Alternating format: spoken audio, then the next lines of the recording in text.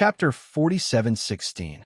No wonder, Xiaohua said in a low voice. Although this guy's Confucian cultivation method can't compare to the orthodox 5 qis unifications, it can be considered to be a unique way to temper his true qi to another extreme. He really is a genius.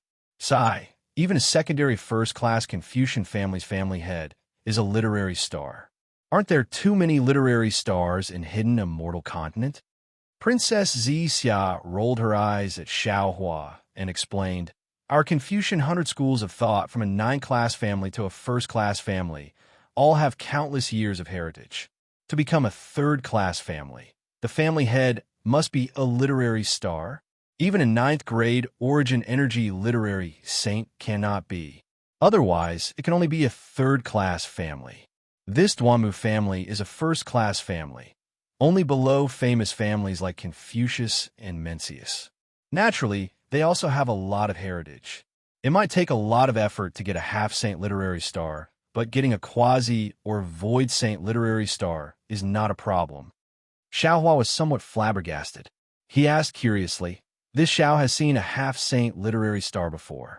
It seems that the patriarchs of the 4 great clans are all half-saint literary stars.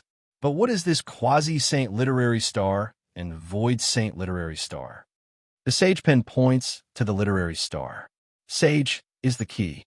Half-saint is naturally half-saint, but that sage is also a real sage, a sage whose name is engraved on the literary star. Quasi-sage is the Confucian cultivator who is second only to the sage and can only engrave their name on the literary star. They can also point to the literary star, but that literary star is an illusion, different from a real literary star. Illusionary divine is the illusion of a real sage. They can also point to the literary song, but this literary song is half a literary song or an incomplete literary song. I understand now." Xiaohua smiled. In the future, it is hard to find the art of teaching, so the Confucian 100 schools of thought found another way, using their own method to become a literary star. Damn it, this literary song. Is it a real literary song? Art of teaching? Princess Zixia was stunned, somewhat confused. Obviously, she did not know that the art of teaching was needed to become a literary star. I spilled the beans. Xiaohua suddenly came to a realization and smiled. Let's not talk about this anymore. I keep feeling that. Doing this is somewhat opportunistic. Sigh, the human race. Princess Zixia sighed. They just like to take advantage of opportunities and cultivate properly. If they can become a literary star, then they'll be a literary star. If they can't, then they'll just become a literary saint with a 9th-grade origin power. Everyone wants to fight for the title of a literary star and leave their names in history. However, these void saint literary stars and quasi-saint literary stars are recognized by the heavenly court. Oh no! Xiaohua was originally about to mock the heavenly court, but suddenly his expression changed drastically as he exclaimed, "Duanmu Tian is in danger." As he spoke, he took out the Kunlun mirror without hesitation. With a shake of his hand, he sent Princess Zixia into the Shenhua continent. He even called out, "Xen, hide first." Princess Zixia didn't even have time to reply before she was taken away by Xiaohua. Xiaohua's figure flickered as he teleported into the distance. Thousands of miles away from Xiaohua and Princess Zixia, there was a continuous valley. The valley's scenery was beautiful, and hundreds of flowers were blooming. Layers of beautiful flowers covered the ground like heavenly weaves. It was truly a paradise on earth. However, at this moment, this beautiful field was completely surrounded by tens of millions of world-exterminating mayflies. These mayflies were densely packed, and the small ones were several inches long, while the large ones were thousands of feet long. They were crazily devouring the ground and attacking groups of cultivators. On the ground, more than half of the beautiful scenery had already been devoured. In the sky, millions of cultivators were also in imminent danger. Every moment, there would be miserable screams, and cultivators' corpses would fall with the wind. At this moment, the sun was really scorching hot, like a fireball hanging directly above the valley. However, This bright sunlight couldn't block the dazzling brilliance of the Imperial equipment amidst the mayfly swarm. Rumble. From one of the mountain peaks, a massive pillar of boundless energy shot out. Popping sounds could be heard as numerous mayflies, some dozens of meters tall, began to grow larger. However, they couldn't devour the boundless energy and instead exploded into dust. Woo! After the vast chi pillar, a strange thing that was thousands of feet long flew out from a gap between the strange insects. This thing had a human face and a snake's body. Its entire body was crimson red, and there seemed to be the sun and moon revolving between its slightly closed eyes. Wasn't this the torch dragon god demon puppet that the Duanmu family had obtained from the godfiend blood pool? As soon as this torch dragon god demon puppet appeared, it immediately had a kind of power that was like a stormy sea, and it rushed out in all directions. However, this power didn't rush out for more than a few miles. Wong wong. The whole sky rumbled again, and tens of thousands of mayflies tore through the void and surrounded this power. They even began to devour this seemingly invisible power. GG. From the place where the torch dragon god demon puppet had rushed out, a sharp screeching sound rang out. A huge black shadow followed it like a shadow, chasing after it. A tail that was even more vigorous than a python's pierced into the void, and the hind legs that swept up the shadow ignored the distance between them. With a schwa sound, it had already caught up to the back of the torch dragon god demon puppet. Roar! The torch dragon god demon puppet seemed to have come to life, and it roared furiously. Its huge snake tail stirred up the air in midair, and it smashed towards the black hind legs of the mayfly. Boom! A huge sound rang out, and light splashed in all directions. Not only did the torch dragon god demon puppet break the hind legs of the mayfly, it also punched the mayfly's eyes, and that huge body also rolled in midair. However, it was also at this time that the tip of the tail that had stabbed into the void appeared out of thin air, and it pierced towards the neck of the torch dragon god demon puppet. The tip of the tail was extremely strange.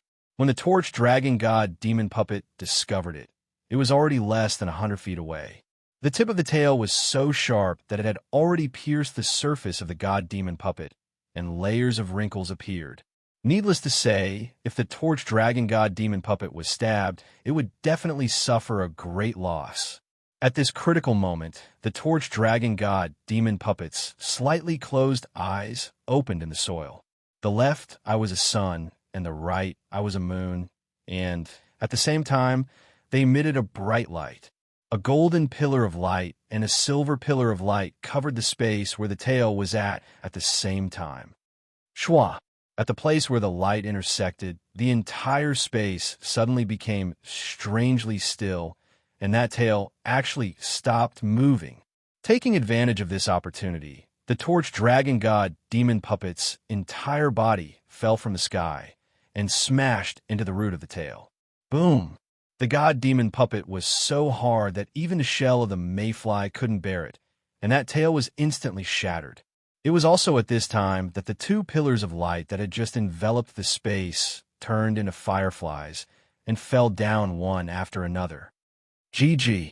That 1,000 feet large mayfly hissed, and its body emitted a dark green and gray mist, and it began to gradually hide in the air. Where do you think you're going? Suddenly, a distorted silhouette of light that was like a piece of paper squeezed out from the encirclement of the strange insects. A furious roar came from the silhouette of light, and then the 10 fingers of 2 giant hands transformed into pillars of light that caught the tumbling 1,000 feet long strange insect. Boom, boom, boom. The silhouette of light seemed to fill up like a bubble as Duanmu, Tianji's child body, materialized.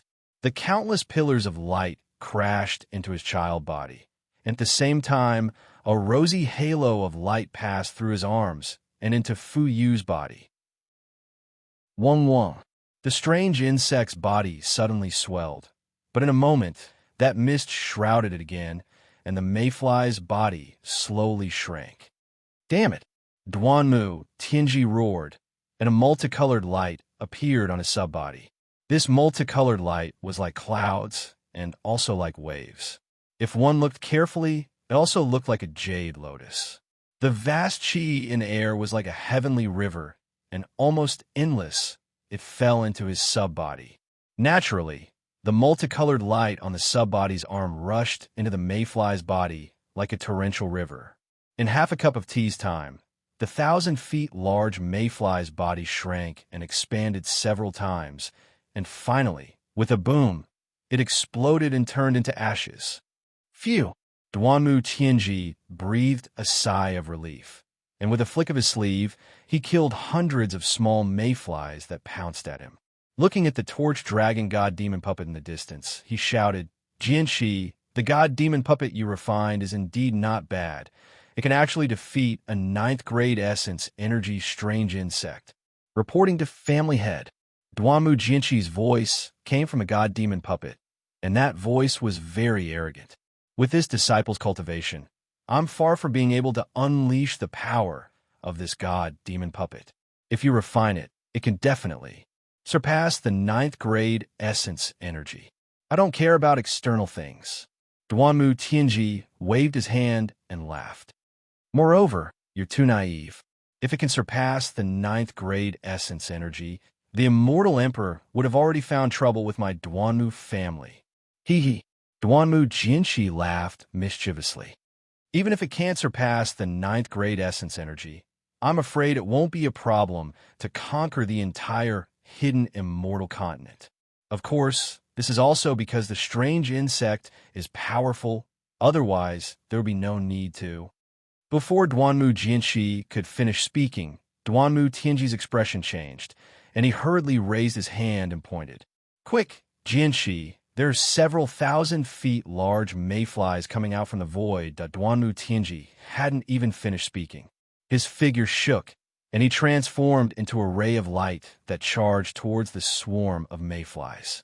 However, he hadn't even flown 300 m away when a black shadow that was a few tens of thousands of meters in size suddenly appeared high up in the sky. The black shadow had appeared so suddenly that it seemed as if it had been there since the ancient times. Not good. Seeing that this mayfly was several times larger than the one he just defeated, Duanmu Jianshi knew that things were not good. Without waiting for the mayfly to make any moves, a 5-colored light shadow immediately appeared around his body, and the torch dragon god demon puppet once again used its strongest technique. 2 light pillars intersected and enveloped the mayfly. However, the torch dragon god demon puppet's technique already contained a trace of the law of time. So how could an ordinary human cultivator calmly use it? Not only did the 2 light pillars become much dimmer, but the area they covered also shrunk a lot. However, even so, it seemed that the several 1,000 feet large mayfly was still stiff in the sky. Roar! The torch dragon god demon puppet roared and opened its mouth, and a huge amount of noble chi immediately crashed into the mayfly's body. At the same time, the puppet's huge snake tail also fiercely smashed toward one of the mayfly's eyes. The torch dragon god demon puppet's move immediately attracted Duanmu Tianji's attention. Seeing such a powerful aura pressing down like a mountain, Duanmu Tianji was greatly shocked. He couldn't care about the several 1,000 feet large mayflies under him, and his body suddenly expanded, and his hands reached out to stab into the body of the several 1,000 feet large mayfly. However, Duanmu Tianji only reached out 1,000 feet, and he hesitated again. After all, it was already difficult for him to kill the several 1,000 feet large mayfly just now, and he was confident that the true chi in his body wasn't enough to make this several 1,000 feet large mayfly explode. In a moment, Duanmu Tianji made a decision. He waved his hands, and a dark golden thread of light flew out from his body. It streaked across the sky and directly landed on the mayfly's neck. Seeing the dark golden thread of light wrapped around the mayfly's neck, Duanmu Tianji's heart, which had been hanging in the air, finally calmed down. Because he clearly knew the power of this dark golden thread of light, he could guarantee that even if Nangong Tianji was entangled by this thread of light on this hidden immortal continent. There would only be one patriarch called Tianji left. Unfortunately, Duanmu Tianji still thought too much. The several thousand feet large mayfly that even Xiao Hua, the North Star, and the other Supremes couldn't deal with was actually killed by the golden thread of light. When the thread of light flickered, the mayfly's neck was immediately flattened, and not incomparably hard. Duanmu Tianji had a bad feeling, because the mayflies he encountered before all had hard shells. How could they be so soft? Not good. Duanmu Tianji's heart was somewhat flustered, and he hurriedly wanted to use other divine abilities, but at this moment, swoosh. A layer of obscure ripples appeared on the surface of the several thousand feet large mayfly's body. This ripple landed in the air, pa. The light pillars in the air were immediately shattered, and at the same time, those light pillars connected to the torch dragon god demon puppet immediately rolled back and rushed towards Duanmu Jiji. Roar! The torch dragon god demon puppet's body radiated brilliance in all directions, and it raised its head to howl. Swoosh! Like a light smoke, a black shadow swept out from the void and swept across the neck of the torch dragon god demon puppet. Clang! An obscure sound suddenly appeared, and several sparks flew out from the surface of the torch dragon god demon puppet's body. Although cracks appeared on the surface of the torch dragon god demon puppet's body, the legs of the mayfly, which surpassed the 10th level of elemental energy, actually didn't shatter the torch dragon god demon puppet. Puff! It was also at this moment that Duanmu Jiji, who was inside the torch dragon god demon puppet, had already made his move, and a blood-colored pillar of elemental energy rushed out and attacked the mayfly.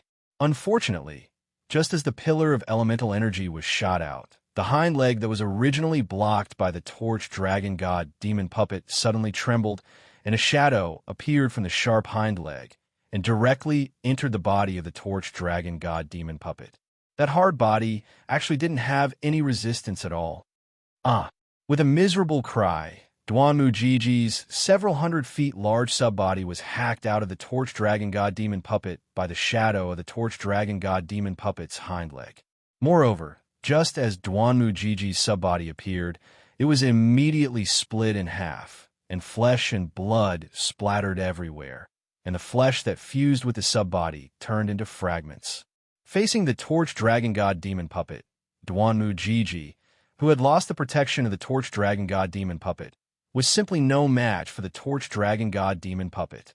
Not to mention Duanmu Jiji, at the same time, just as Duanmu Tianji was about to backhand his subbody to activate another divine ability, the tip of the torch dragon god demon puppet's tail silently poked out from the void inside his subbody and instantly destroyed Duanmu Tianji's subbody.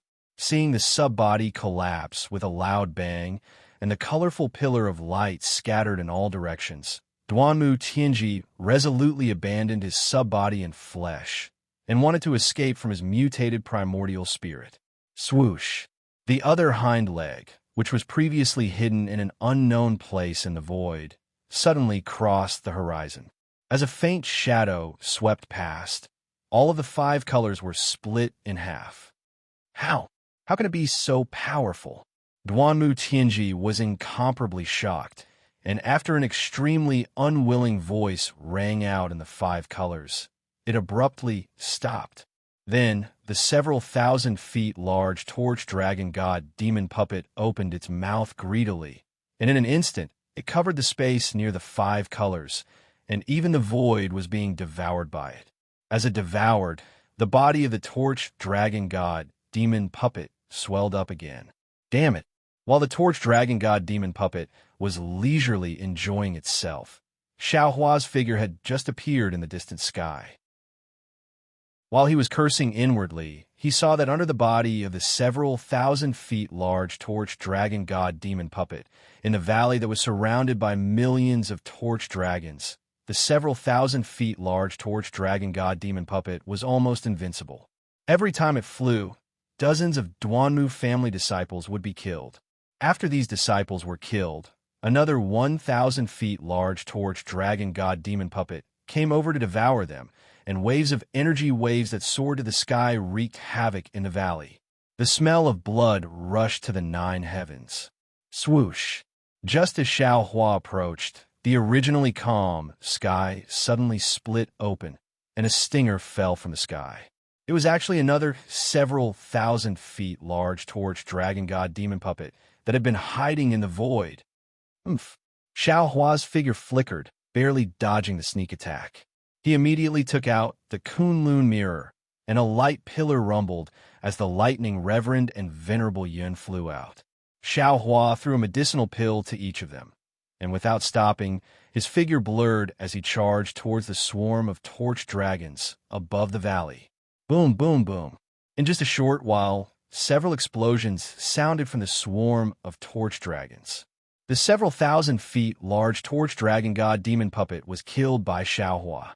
Then, Xiao Hua charged out again, shaking the Kunlun mirror once more. Groups of Fortune Gate disciples flew out to meet the swarm of torch dragons. Looking at the lightning reverend, he had already turned into lightning and disappeared into the void, barely dodging the torch dragon god demon puppet's stinger attack. Boom! As expected, the several thousand feet large torch dragon god demon puppet was unable to withstand the heterogeneous true energy contained in the medicinal pill and exploded in an instant. The Thunderbolt Immortal didn't stop for even a moment. He raised his hand and took out the sword gourd that he had refined again. As the Thunderbolt Immortal raised his hand and pointed at it, shwa! Dozens of green and red spirit-exterminating origin light soared into the sky and landed on the strange bugs that were hundreds of feet long. Swoosh, swoosh, swoosh. A series of light sounds rang out, and as expected by Xiao Hua, the spirit execution vital light, which had been refined with the essence of the torch dragon god demon puppet's hind legs and stinger, easily killed these several thousand feet large torch dragons. Good. The lightning reverend laughed and was about to clap his hands, but the corpses of the several thousand feet large torch dragons that had been killed had only fallen 1,000 feet, and mist gushed out from their bodies. The torch dragon god demon puppet's body shrunk rapidly, and when it had shrunk to several hundred feet, a fresh skull was born again. Chapter 47:17. Fuck. The lightning reverend was dumbfounded. How can we live like this? Why can't we kill these strange insects? Kill. The lightning reverend was enraged. He sent out the soul-punishing light to kill the mayflies again. Fortunately, the lightning reverend was patient. He killed the mayflies several times before they were reduced to the size of black dots. Even so, the mayflies were still alive. Looks like I can only use my true energy to make them explode. Only then did the lightning reverend, who had lost his head from anger, wave his hand again. Several lightning bolts fell, and the true energy contained in the lightning bolts exploded the mayflies. At this time, Reverend Yun, who had killed another mayfly, flew over and mocked. Fellow Taoist Xiao has already tried, but you don't believe me. What's wrong? I don't believe it. Seeing that Reverend Yun had unleashed a vast dragon energy that caused one after another mayflies to explode, Lightning Reverend straightened his neck and retorted. Reverend Yun didn't want to argue with this idiot. He smiled and said, "If you don't believe me, then go tell the mayflies. I don't care." Then Reverend Yun swung his dragon tail and attacked another mayfly dot after Xiao Hua. The Lightning Reverend and Reverend Yun killed the mayflies. They stopped and stood in midair. The three of them looked like they were watching the battle. But in fact, Xiao Hua had already released his Netherworld origin force to collect the souls of the Duanmu family's disciples. Something's not right. Xiao Hua, who was collecting the souls, suddenly trembled. He exclaimed, "Why aren't there any mayflies' souls? I clearly saw more than a dozen mayflies being killed, but where the Netherworld origin force swept over, there was nothing? Could it be that the mayflies don't have souls? Impossible, right? Every living being has a soul." Reverend Yin was also stunned. Perhaps these mayflies are from the upper realm, and fellow Taoist can't collect them? Impossible. The lightning reverend immediately retorted. When we were in the ruins and on the desolate continent, we also collected souls from the upper realm. Currently, on the Shanhua continent, many of our Fortune Gate's outstanding disciples are probably reincarnated from the souls we collected back then. Perhaps, Xiaohua pondered and said, it's because the mayflies don't have souls, all the living beings they devoured and killed. Can't enter reincarnation? Ask fellow Taoist Wu to come out and see. The lightning reverend laughed. True, Xiaohua nodded. Taoist Wu, ever since he come out, he has been in seclusion. It's time for him to come out. Unfortunately, when Xiaohua's mind entered the space, the witch priest figure turned into a dark green bone flower. Waves of obscure and strange green seal script appeared around him like flowers blooming and withering. It was obvious that he had reached the key point of cultivation. Taoist to come out. The moment Xiaohua came out, the lightning reverend and Reverend Yun understood. Reverend Yun looked around and said, fellow Taoist, if there's nothing else, I will also go cultivate. I will go too. The lightning reverend was unwilling to be left behind. If I don't cultivate, I'll be overtaken by that strange thing.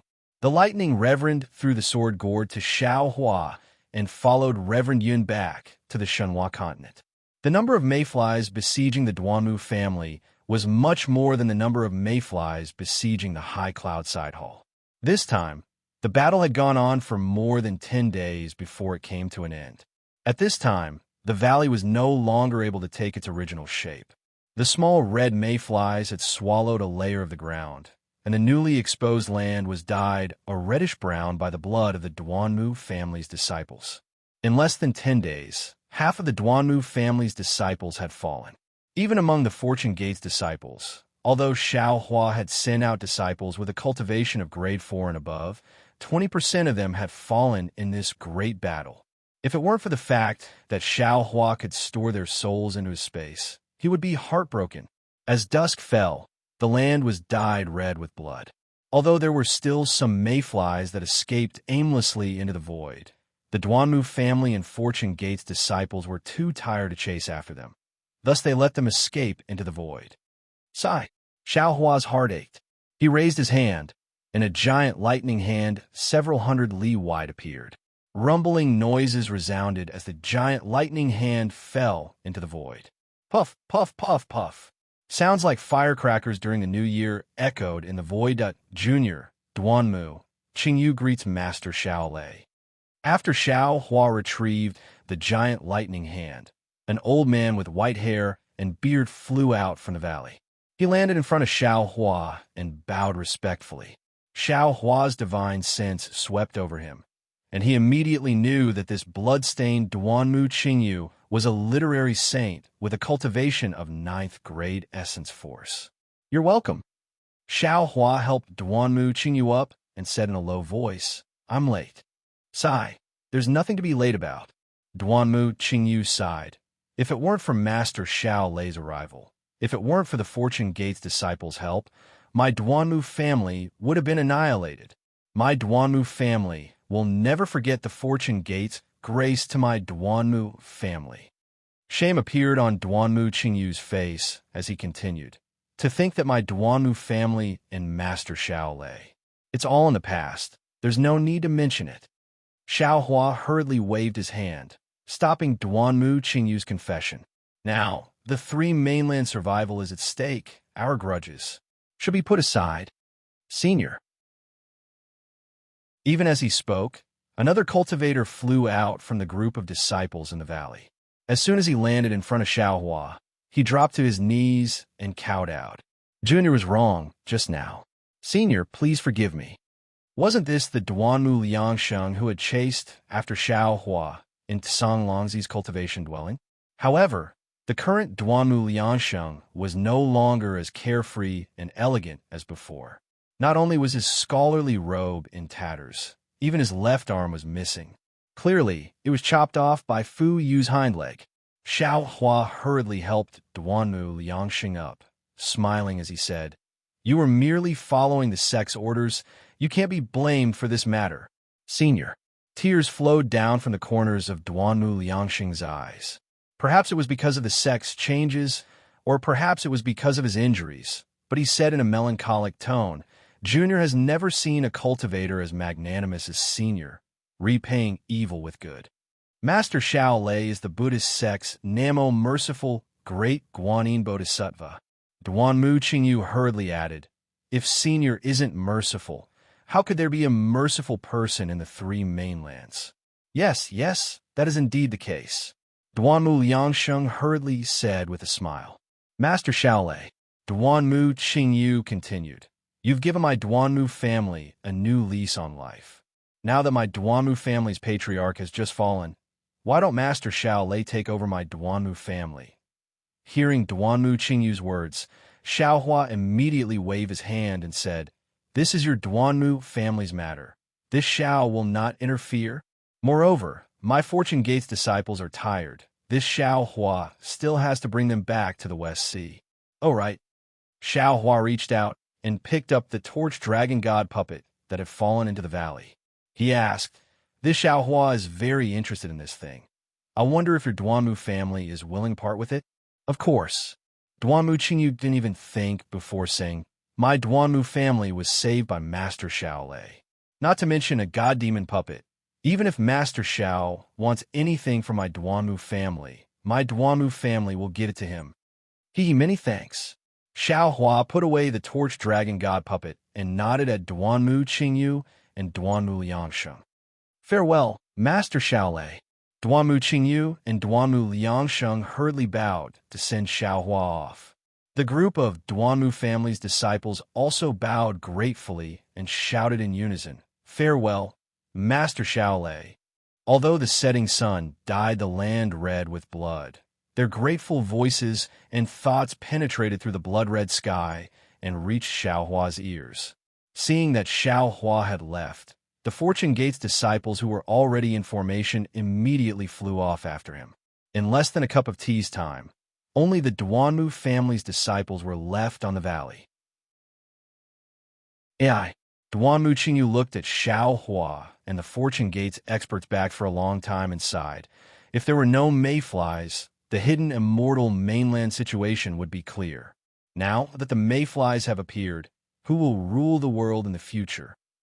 Duanmu Qingyu's last sentence was actually the last sentence in the four great families' demand for Gaoqin's return. Duanmu Liangxing's body trembled slightly when he heard it.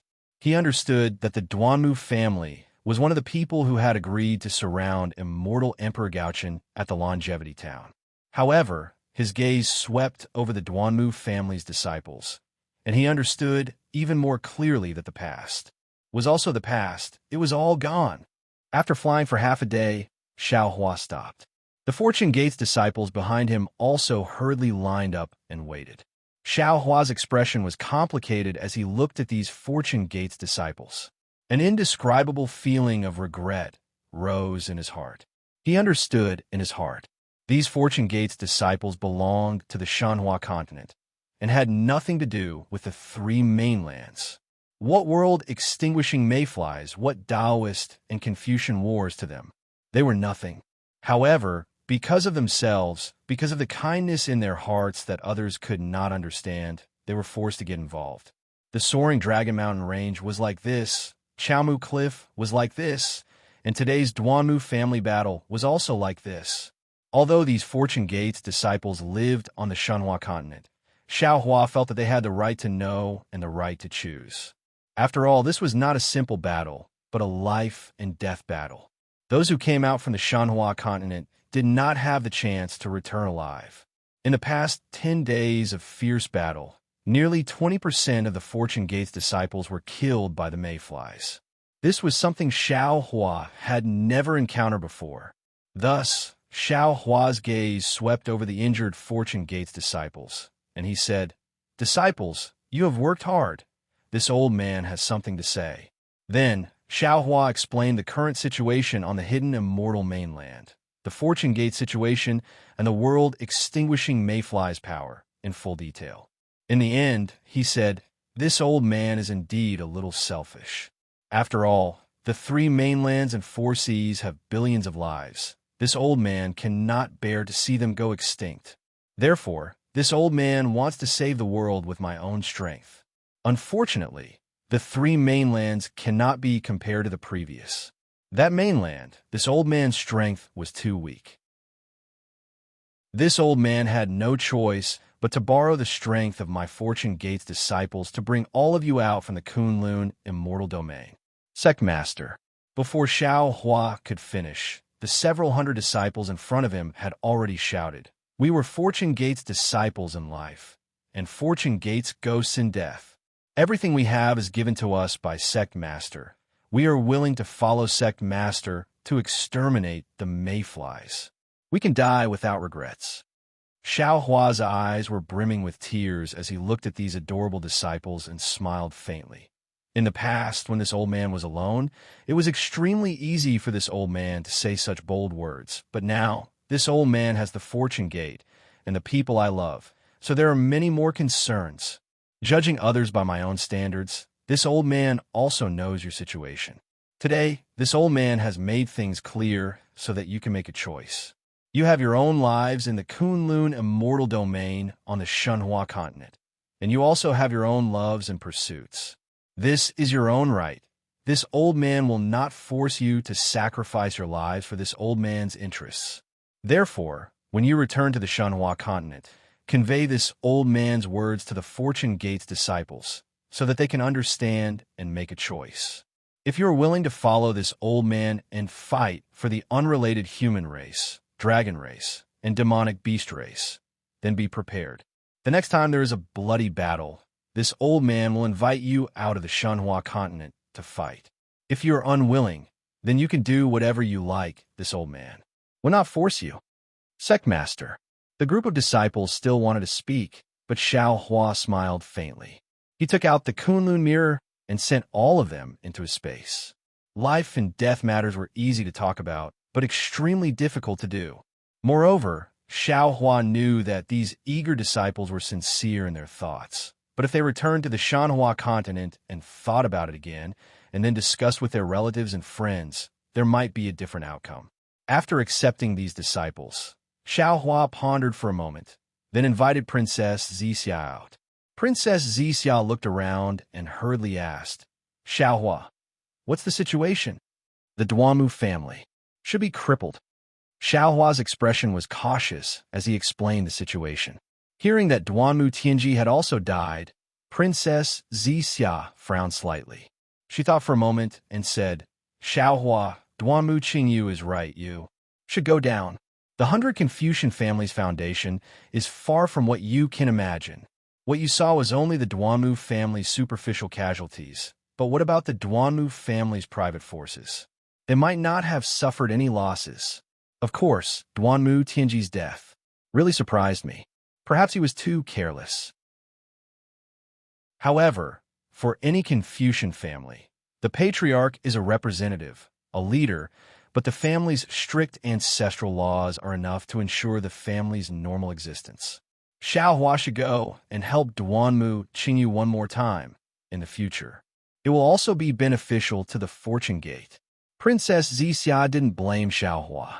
Instead, she spoke tirelessly and gently reminded him. Xiao Hua smiled and said, "It's not that I don't want to go to the Duanmu clan.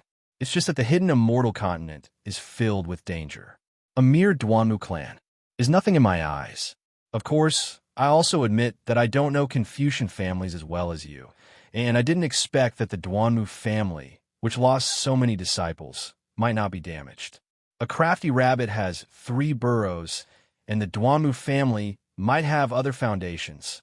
However, the crisis is beyond my expectations. I am too lazy to think too much about these trivial matters. A monster bug king surpassing the 9th grade of essence force?" Princess Zixia keenly sensed Xiao Hua's misgivings and asked considerately. "That's right." Xiao Hua nodded solemnly. Previously, I and the other exalts felt that since it surpassed the 9th grade of essence force, it had already surpassed the laws of heaven and earth of the 3 continents, and it must be a monster bug king. Even if this monster bug king exists, it is extremely rare. In fact, this rare is also our pessimistic thinking. In my opinion, maybe one or two would be enough. However, from the situation of the Duanmu family's attack today, this monster bug king might be an ordinary monster bug.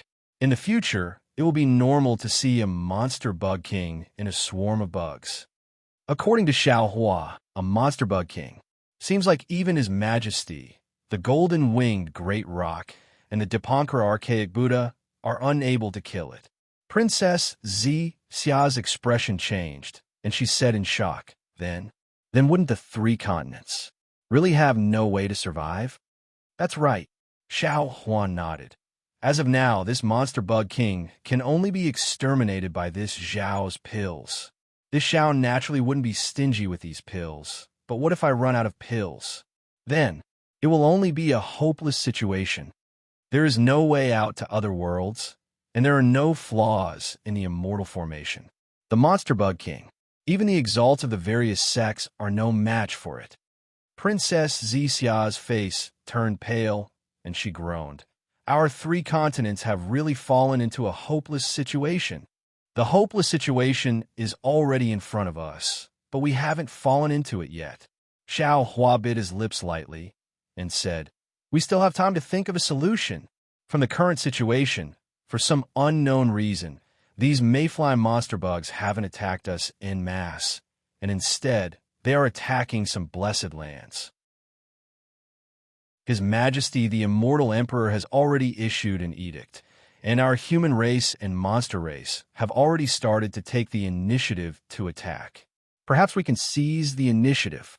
What makes this Xiao the happiest is that the mayflies don't seem to be particularly interested in ordinary humans. Unless there are special circumstances, they won't attack ordinary people.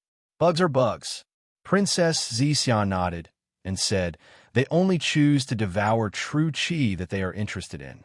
However, it is precisely because of this blindness that ordinary people are also likely to be accidentally injured. Hearing this, Xiao Hua's heart skipped a beat, because when he was in the immortal town, the apocalyptic warning had swept across the sky, and the hidden immortal continent, the Western Paradise, the thousand-demon sacred realm, and the four seas had first received news about the world-destroying mayflies, and many of those news were about ordinary people. However, judging from the recent situation, the number of casualties among ordinary people had decreased again. However, after thinking for a moment, Xiao Hua understood that it wasn't that the monster bugs didn't kill ordinary people, but that ordinary people didn't have any means to resist. When the world-destroying mayflies attacked, other than being silently killed, there was no other outcome. It was far less vigorous than when the cultivators resisted the mayflies. Perhaps because of this, Xiao Hua and the other cultivators didn't notice. Chapter 47:18. The weak are always at a disadvantage. There's nothing we can do about it.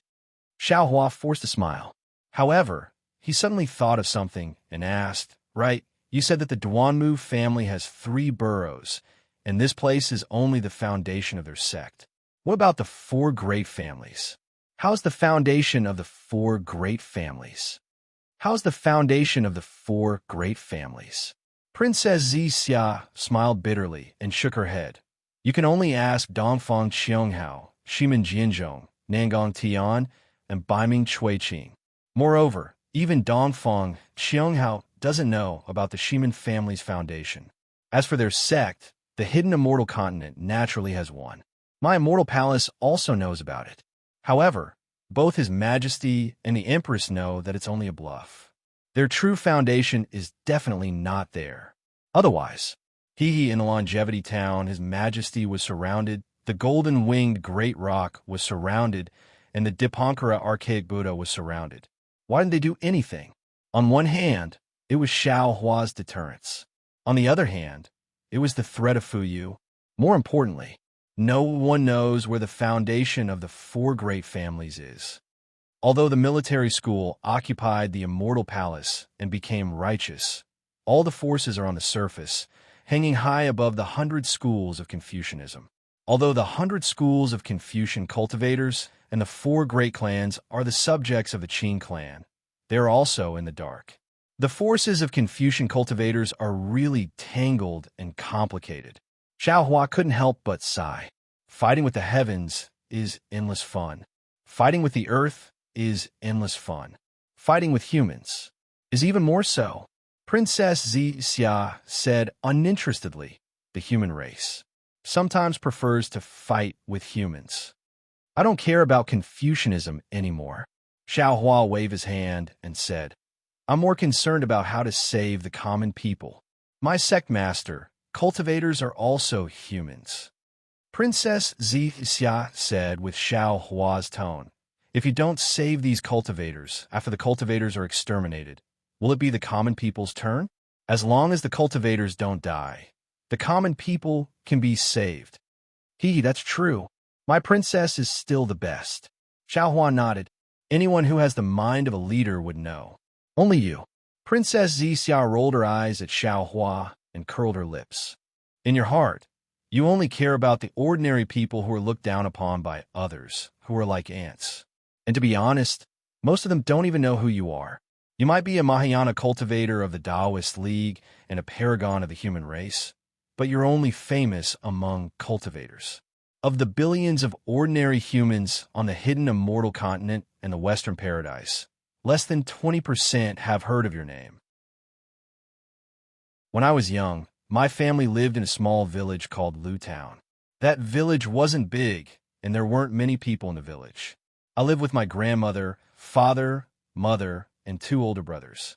At that time, my greatest wish was to eat a meal of red braised meat. As far as I knew, the furthest place was Lu Town.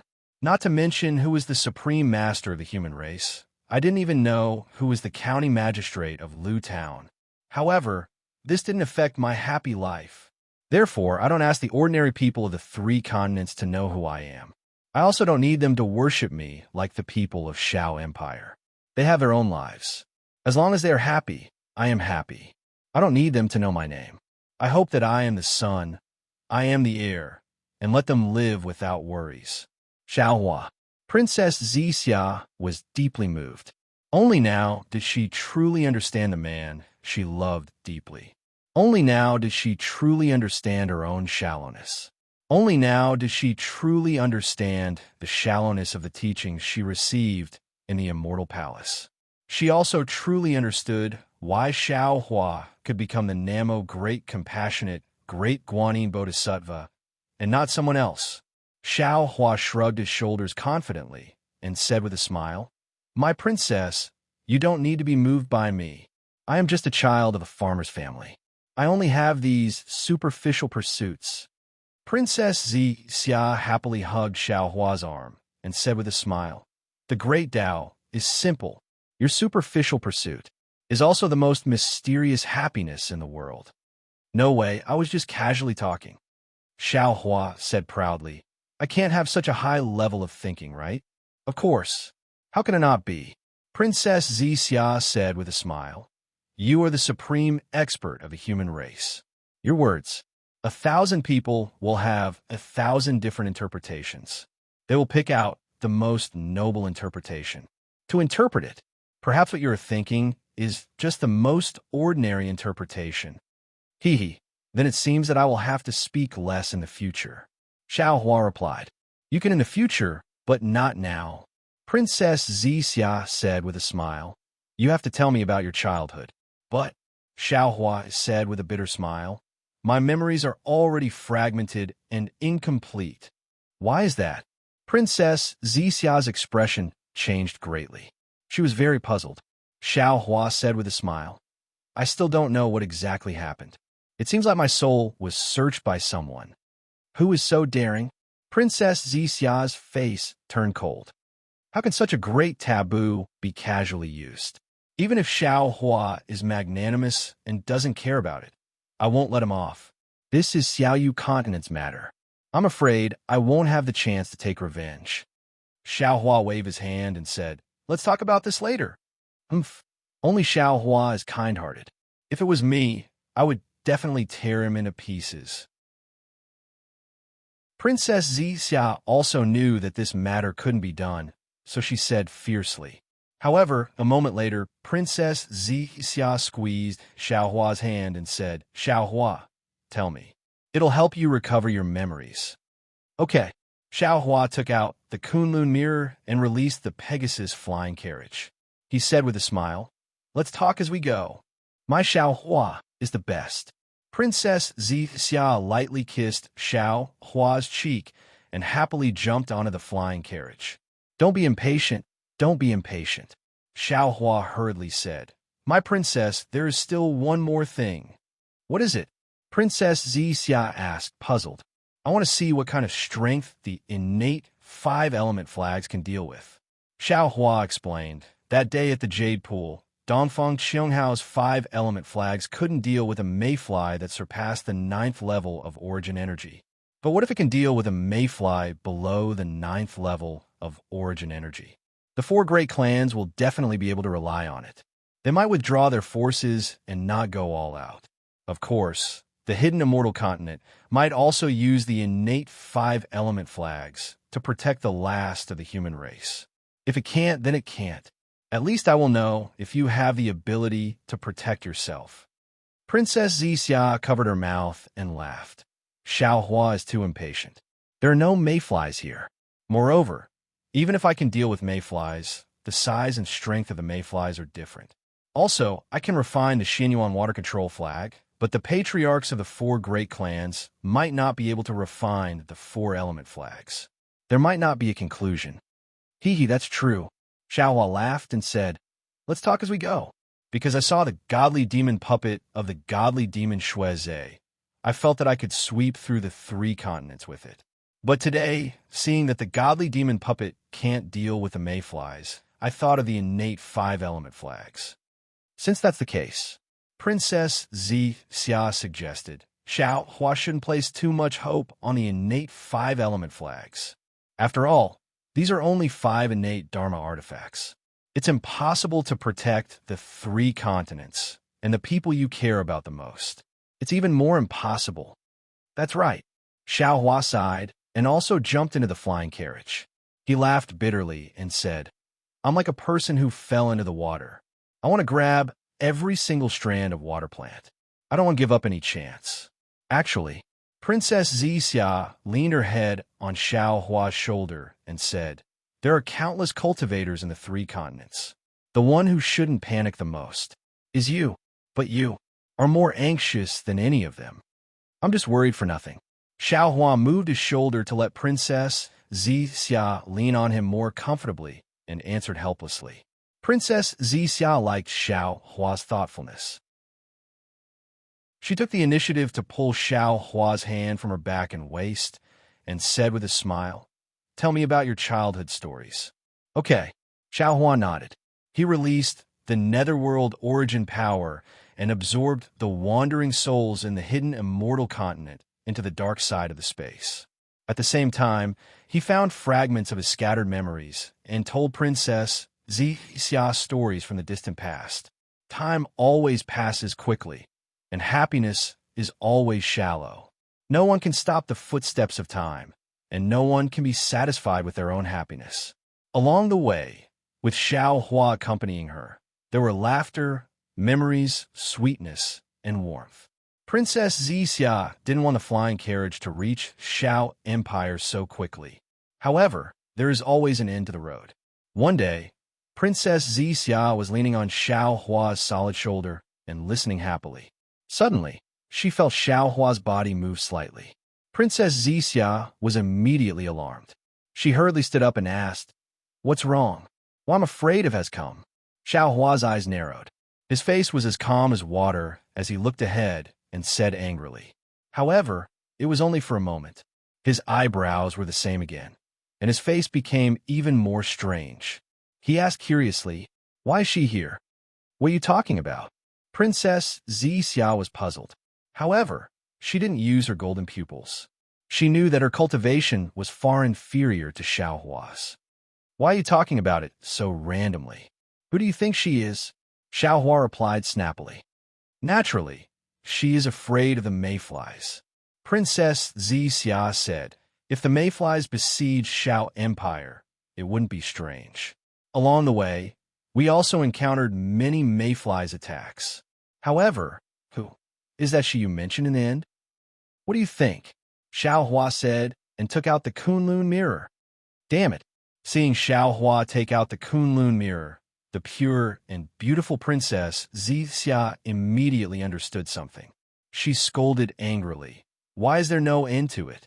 Does she want people to give her face or not? Xiao Hua activated the Kunlun mirror and pulled the Thunderbolt Spiritual Master out of the space. Seeing that Xiao Hua called him out, the Thunderbolt Spiritual Master's face was filled with unhappiness. He muttered, "Fellow Taoist, don't favor one and discriminate against the other. Taoist witch's strength has already surpassed I. Why don't you pull him out? Why do you make I come out for everything? Your own matters naturally have to be dealt with by yourself." Xiao Hua snappily pointed forward and said, "She has already chased you all the way to Xiao Empire. Do you still want I to? Wipe your ass." Who? Who dares? The Thunderbolt Spiritual Master immediately became arrogant. His divine sense rushed towards the distance like a wave. However, when he saw who it was, his imposing manner immediately dissipated. However, a moment later, he coldly snorted again. His figure turned into lightning and rushed into the sky. He shouted, "Fellow Taoist, don't worry. Today, I will give you an answer. I don't believe that I can't shake her off." Oomph. Damn it. Xiao Hua knew that the Thunderbolt Spiritual Master was inhumane. He hurriedly shouted, "You must not take her life. If I don't kill her, how can she leave?" The Thunderbolt Spiritual Master coldly replied, "It can't be." Princess Zixia was dumbfounded. She opened her mouth, wanting to say something. After all, the root of this matter was the Thunderbolt Spiritual Master's immoral character. However, Princess Zixia was afraid of hurting the relationship between Xiao Hua and the Thunderbolt Spiritual Master, so she kept her mouth shut. She then hurriedly shouted, "Darling Xiao, quickly, don't let the Thunderbolt Spiritual Master take sister's life." The sky above Xiao Empire was also filled with world destruction mayflies. Fortunately, these world destruction mayflies were not as big as the ones that had attacked the Duanmu family. Most of them were less than 10 zhong, and only a few were several hundred zhong or even several hundred zhong. Even so, the number of world destruction mayflies was too large. The Fortune Gate disciples guarding Xiao Empire were far from enough to block all the world destruction mayflies. These disciples would fly to the east side to kill the world destruction mayflies, and when the sky was clear, they would immediately fly to the west side to defend. It was a chaotic scene. Fuji Wen was an inner disciple appointed by Xiao Hua to guard Xiao Empire. He was supposed to be in charge of dispatching the world destruction mayflies, but now there was no one to deal with the several hundred zhong world destruction mayflies. He could only use the small heaven and earth pagoda to deal with the world destruction mayflies. The several hundred zhong world destruction mayflies had the strength of an 8th grade essence force cultivator, similar to Fuji Wen. Moreover, the surface of the world destruction mayflies was tough, and Fuji Wen's heaven and earth pagoda could not break through them. Every time a world destruction mayfly's stinger or hind leg slashed through the void, Fuji Wen could only dodge or use the heavenly book's runes to block. He was already at a disadvantage. In Fuji Wen's right hand, there was a variant true chi pellet given to him by Xiao Hua. He could kill the several hundred zhong world destruction mayflies at any time, but Fuji Wen did not dare to do so, because when he saw the swarm of world destruction mayflies, he had a feeling that there were more powerful world destruction mayflies hiding in the void.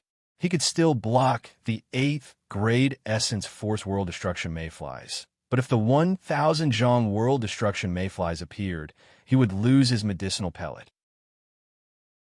That would mean that he, the Fortune Gate's disciples, and the Xiao Empire citizens would all be killed by the world destruction mayflies. Fuji Wen's thoughts were not wrong, but his hesitation had thrown the battle into chaos. The disorder exhausted the Fortune Gate's disciples.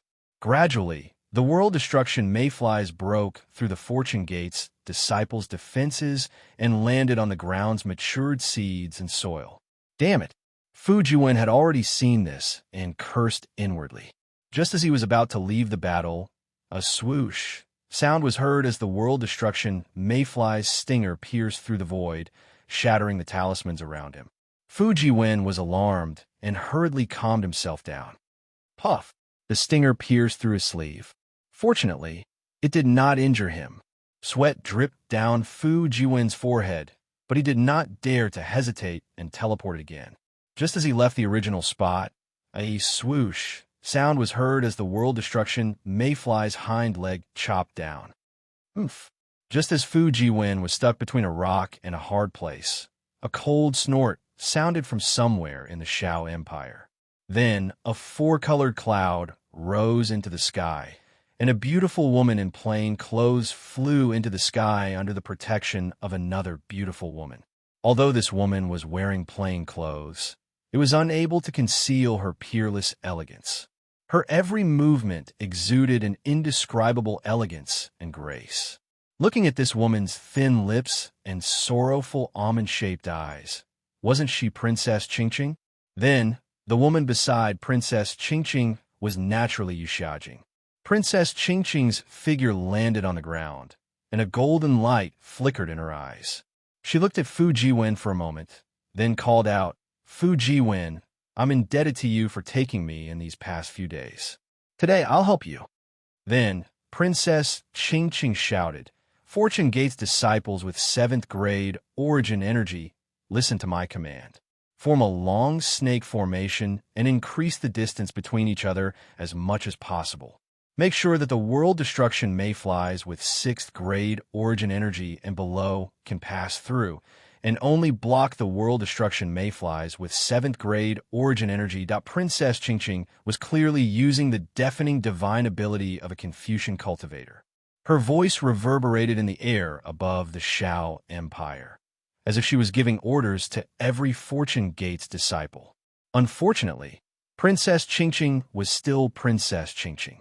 Although she had a noble status, none of the Fortune Gate's disciples obeyed her command. Damn it! Princess Qingqing was slightly angered and shouted, "Fu Jiwen, if you don't want the Shao Empire's people to die in the mouths of the world destruction mayflies, then hurry up and follow my command. I know my cultivation is not as good as yours, but I know how to arrange troops. All right." Fu Jiwen thought for a moment as he dodged the world destruction mayflies. He gritted his teeth and said, "Disciples, listen to Princess Qingqing's command." Yes.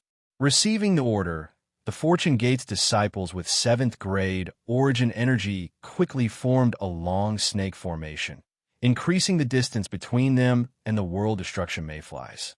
This is a good disciple of the Lightning Gate. Princess Qingqing's eyes narrowed into slits as she smiled. She hurriedly ordered, "Disciples with 7th grade origin energy will form the first layer of defense. The rest of the disciples with 6th grade origin energy will form the second layer of defense.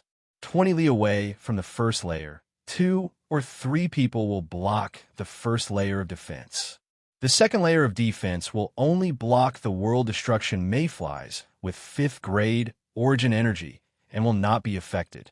Those with 5th grade origin energy will form the third layer of defense, and it will be the same as the first 2 layers." Princess Qingqing explained the formation in a few words, and the Fortune Gate's disciples obeyed. They formed a 5-layer defensive formation, blocking all the world destruction mayflies in the air. What was special was that the entire formation was orderly, and there was no longer any panic like before. Chapter 47:19. What do you think? Princess Qingqing asked Fu Jiwen with a smile. What could Fu Jiwen say? However, he was almost out of breath from the mayfly's attack, so how could he have the time to care about her? However, right when Princess Qingqing was feeling complacent, a tail stinger that seemed like a sword that could hold up the sky suddenly shot out from high up in the sky, and it shot towards Princess Qingqing with lightning speed. This stinger easily pierced through the Fortune Gate disciples' 5-layer defensive formation and landed on top of Princess Qingqing's head. Wherever the tail landed, the space within 1,000 feet was shrouded. The sharp wind tore the void apart, and the power of the spatial fissure mixed with the sharpness of the tail. Princess Qingqing was sucked into a spatial vortex, and layers of spatial fragments drifted towards her like snowflakes. Although the snowflakes were beautiful, they were also fatal. Leaving aside the fact that Princess Qingqing's flesh and blood would inevitably be reduced to dust. Even if the stinger struck Princess Qingqing would definitely perish. Your Highness. Yu Xiaojing was shocked. She wanted to rush over to save Princess Qingqing, but her cultivation was too shallow. How could she compare to the 9th grade origin energy mayfly? Princess Qingqing did not show any signs of panic. Instead, she raised her head to look at the pitch-black void and the stinger of space fragments. Not only did she not activate her sub-bodies, she did not even use any of her scholarly cultivator's divine abilities. Her eyes were glazed over as she muttered, "I'm finally going to die. If I die, will that enemy feel sad?" Damn it! Fujiwen naturally wanted to save the several hundred zhang long mayfly, but he did not expect that the mayfly would attack Princess Qingqing instead of him. At this point, even if he wanted to throw out the pill, he would not be able to save Princess Qingqing from certain death. However, at this moment, a thunderous rumble resounded in the sky. It was as if a huge horned dragon had appeared in the sky and struck the void. The void was torn apart by the lightning, and a several hundred zhang long mayfly appeared. The lightning was like a miraculous elixir, enlarging the mayfly's body in an instant. The stinger on the mayfly's tail swelled at the same time. Layers of grayish-white mist emerged from the gaps between the rust spots on the mayfly's body and quickly spread throughout its entire body. After obtaining the power of lightning, Fuyu naturally didn't have the time to care about a tiny ant like Princess Qingqing. Instead, he focused all of his attention on devouring the lightning essence. Rumble. 2 hands of lightning, each over 100 feet in size, flew through the air. One of them struck Fuyu while the other clenched its fist in midair. Not only did it shatter the spatial rift, but it also grabbed Princess Qingqing. Seeing such a crude action and the familiar aura of thunder, Princess Qingqing's heart couldn't help but wet. She gritted her teeth and didn't let her tears fall. She even used her hands to hit the lightning hand that was grabbing her body. Unfortunately, the lightning hand was as hard and emotionless as the lightning sage's heart. No matter how hard Princess Qingqing tried, she couldn't shake it. Boom! After several bolts of lightning, the mayfly, which was only at the lower 9th grade of essence energy, exploded from the force of the lightning as expected. Kill!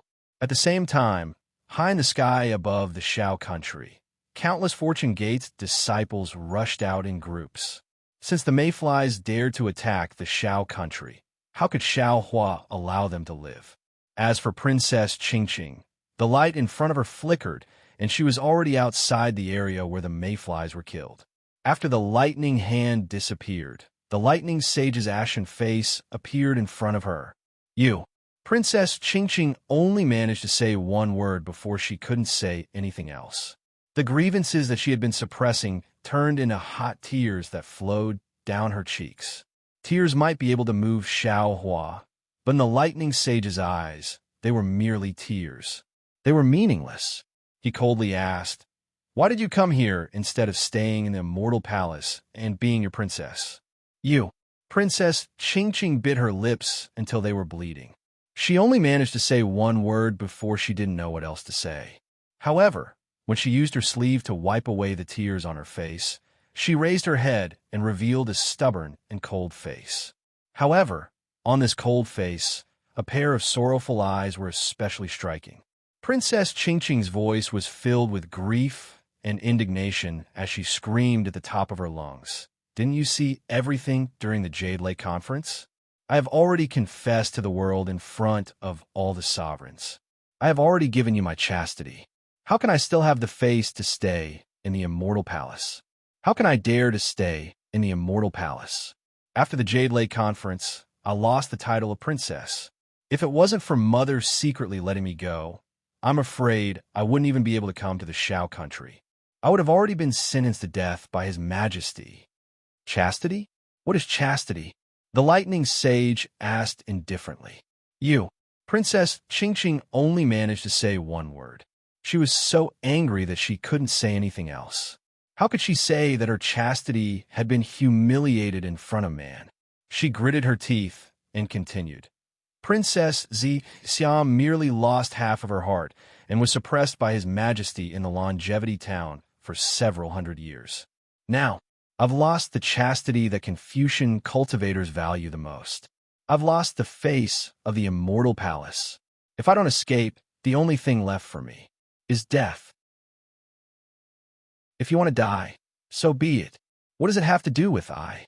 The lightning sage's expression remained unchanged. Princess Qingqing's heart instantly turned cold. She really didn't understand.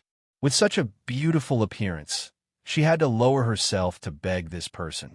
Although she didn't say it out loud, but did he not understand? Could it be that he was so heartless? I do want to die. Princess Qingqing gritted her teeth and said, but even if I die, I want to die in front of you. I want to tell you that I'm dying for you. I want you to feel uneasy for the rest of your life. I want you to never forget me for the rest of your life. Impossible. The lightning sage laughed coldly and said, what's so good about you? How can I not forget you? You. Princess Qingqing had never met such a heartless man in her life. She was truly speechless. It was as if the word warmth didn't exist in this man's words at all. Lei Ting. Princess Qingqing finally abandoned her strong shell and begged a man for the first time in her life. When this concubine left Jade Lake, Imperial Mother secretly told this concubine to be gentle to men, to be true to men, to be docile to men. But I've always wanted to be strong. I've never known the word gentle. I know I'm not good, but apart from you, no one else wants me. I don't have a home. I don't have any relatives. If you don't want me, then I can only die. Lightning, I'm begging you. Scram. The lightning sage rolled his eyes and slapped Princess Qingqing's face. This slap didn't just cause Princess Qingqing's face to swell. It even sent her body tumbling in the air. Your Highness, Yu Xiaojing cried out in pain from afar. She wanted to fly over. Stop. Although Princess Qingqing couldn't stand properly, she still coldly called out, this is a private matter between me and Lightning. You don't have to interfere. But, Yu Xiaojing anxiously said, but this lightning sage has a heart of stone. Your Highness, you'll die in his hands. Die. At this point, do you think I'm afraid of death? I'm more than happy to die in Lightning's hands. Princess Qingqing laughed and flew over. She looked at the thunderclap immortal with tender eyes and said gently, Thunderclap, I never thought that I would love a man so deeply. I also never thought that I would fall in love with a Taoist cultivator. But when this love came, only then did I know. Scram. Before Princess Qingqing could finish, the lightning sage waved his hand and sent her flying. However, Princess Qingqing still climbed up and struggled to fly in front of the lightning sage. She still said, I knew I'm a woman. I need a man to protect me. I was heartless and cold-blooded because I didn't understand love. I'm afraid of the feeling of being loved. I'm also afraid of being given to the 4 great families as a gift by His Majesty. Scram. The Thunderbolt Immortal was somewhat impatient. This time, he actually lifted his foot and kicked Princess Qingqing several hundred feet away. He continued to say, I've never seen a woman as cheap as you. I don't want you anymore, and you're still pestering me. If you come over again, don't blame me for being ruthless. Blood was dripping from the corner of Princess Qingqing's mouth, but she still forced a smile and flew over. Your Highness! Yu Xiaojing knelt in the air and cried, Don't lower yourself like this. He'll really kill you. Lightning, I know you don't love me, and I know you don't like me. She definitely won't let me appear in the Fortune Gate. Princess Qingqing was full of smiles. Her beautiful face was flushed with blood, and it was incomparably beautiful. But the world is so big, and there's no place for this concubine anymore. If you don't like this concubine and think that this concubine is like a mosquito disturbing you, then do it. Dying in your hands is 1,000 times better than dying on His Majesty's immortal beheading stage. I beg you do it. I don't want to live in this heartless world anymore. The Thunderbolt Immortal sneered. He grabbed Princess Qingqing's slender neck with one hand, as if he was grabbing a chick. He said, "Do you think I don't dare to do it? Even if you were a princess, if I kill you, old man Gauchin won't even dare to fart." He. Princess Ching felt like she couldn't breathe. Her vision darkened, and she saw stars. She knew that the lightning sage really wanted to kill her. However, when she saw the Thunderbolt Immortal's sinister smile, Princess Ching actually felt relaxed. Strangely, she didn't feel any hatred. Her face was flushed and blood was flowing. Her bloodshot eyes were still rippling with happiness. It was as if being able to be with the Thunderbolt Immortal at the last moment of her life was also a happy thing. In the distant sky, Princess Zixia was anxious. Previously, when the lightning sage knocked Princess Ching down several times, she still had a cold smile on her face. She knew that this was Princess Ching's trick.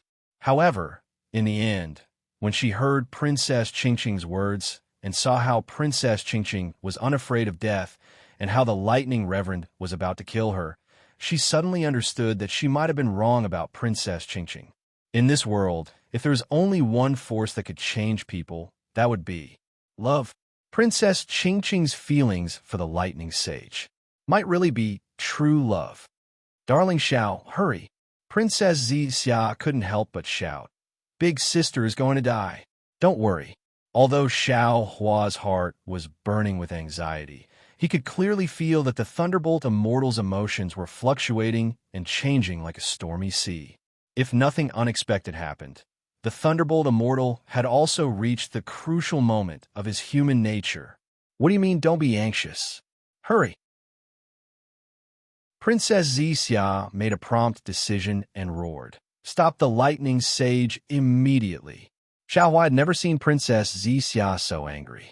He didn't dare to be negligent and was about to send a message to the lightning sage in his mind. It was also at this moment that something strange happened. The blood at the corner of Princess Ching's mouth slowly dripped onto the lightning sage's wrist. The lightning sage was stunned. His hand stopped, and then he dipped a finger into the blood and put it in his mouth. After a moment, he frowned and said, "Why is your blood so salty? Oh, why are you crying? Why is my heart so chaotic when I see you cry? Why does my heart feel like it's being twisted by a knife?" Princess Ching naturally couldn't speak. She struggled a few times and opened her mouth to cry a few times. The Thunderbolt Immortal loosened his grip. Cough, cough, cough. Princess Ching collapsed in the air and coughed with all her might. She raised her head and cried out, "Thunderbolt, why didn't you kill me? If I kill you, my heart will ache." "I won't kill you." The lightning sage actually replied woodenly. "You." Princess Ching couldn't say another word. Tears of happiness gushed out of her eyes. This man named Lei Ting didn't say the word love, but his words were much more expressive than the word love. "Lightning." Princess Ching whispered, "I know you're the same as me. I'm infatuated with power, and you're infatuated with cultivation. Otherwise, you definitely wouldn't have cultivated to the Grand Ascension stage in the hidden immortal continent. So, you and I don't understand love. Actually, your heartache means you love me." The lightning sage raised his hand again. It looked like he was going to slap her, but he withdrew his hand halfway. It seemed like he would also feel heartache if he did this. The lightning sage was at a loss. He turned his head and looked at Xiao Hua for help. Boom! A five-colored rainbow bridge appeared in the distance.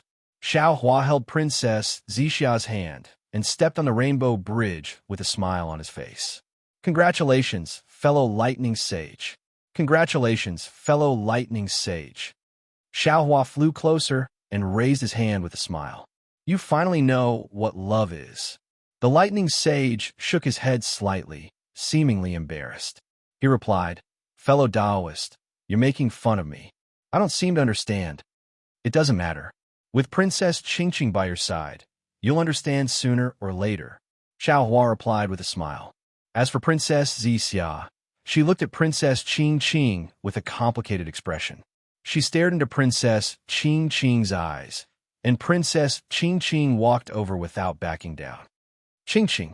After a while, Princess Zixia said, "I don't know if what you said just now is true. I also don't know if this is all part of His Majesty and Imperial Mother's plan. I only want to say that Xiao Hua and the Fortune Gate don't have any ambition to dominate the world. I'm here. I beg you to let the Fortune Gate go. This kind of self-injury trick is really meaningless. Although Princess Xia said beg, her tone was very unyielding. How could it sound like she was begging? Princess Qingqing's tone softened when she saw this. She replied, Xin, I've been fighting with you since we were young. If you like something, even if I don't like it, I'll take it. I'd rather throw it away and destroy it than let you have it. To be honest, I don't regret everything that happened before. I also don't want to apologize to you. However, today at this moment, I can tell you that I'm sincere. I truly love Lightning. I beg you, can you give me a way out? Let me and Lightning have some space, some chance? Princess Xixia was very helpless. From a woman's intuition, she could feel that Princess Qingqing's words came from the bottom of her heart. There were no lies. However, from her many years of fighting with Princess Qingqing, Princess Xixia very rationally told herself that Princess Qingqing was definitely not a gentlewoman. How could she easily lower her head? She looked helplessly at Xiao Hua, then looked at the lightning Taoist whose face was as solemn as a mountain. Her heart was extremely conflicted. However, after a while, Princess Xixia said, Since you said so, Xiao Hua and I will respect Lightning Taoist's choice. At the same time, we also want to see the true love in your heart. However, little sister has to say the ugly words first. If you have any other plans or ideas, I absolutely won't allow it. The Fortune Gate is the Dao Sect's Fortune Gate. It is the Fortune Gate of Xiao Hua, Lightning Taoist, and all the Fortune Gate's Fortune Gate. The Fortune Gate will not allow Confucian cultivators to meddle with it, nor will it allow any conspiracy to exist. It's just a Fortune Gate. I really don't care about it. Princess Qingqing replied without backing down. If Lightning Taoist wasn't here, I wouldn't even bother to set foot here. Moreover, you can rest assured that I only want to stay by Lightning Taoist's side. Even if you want me to interfere with the Fortune Gate's matters, I won't care. I hope everything you said is true.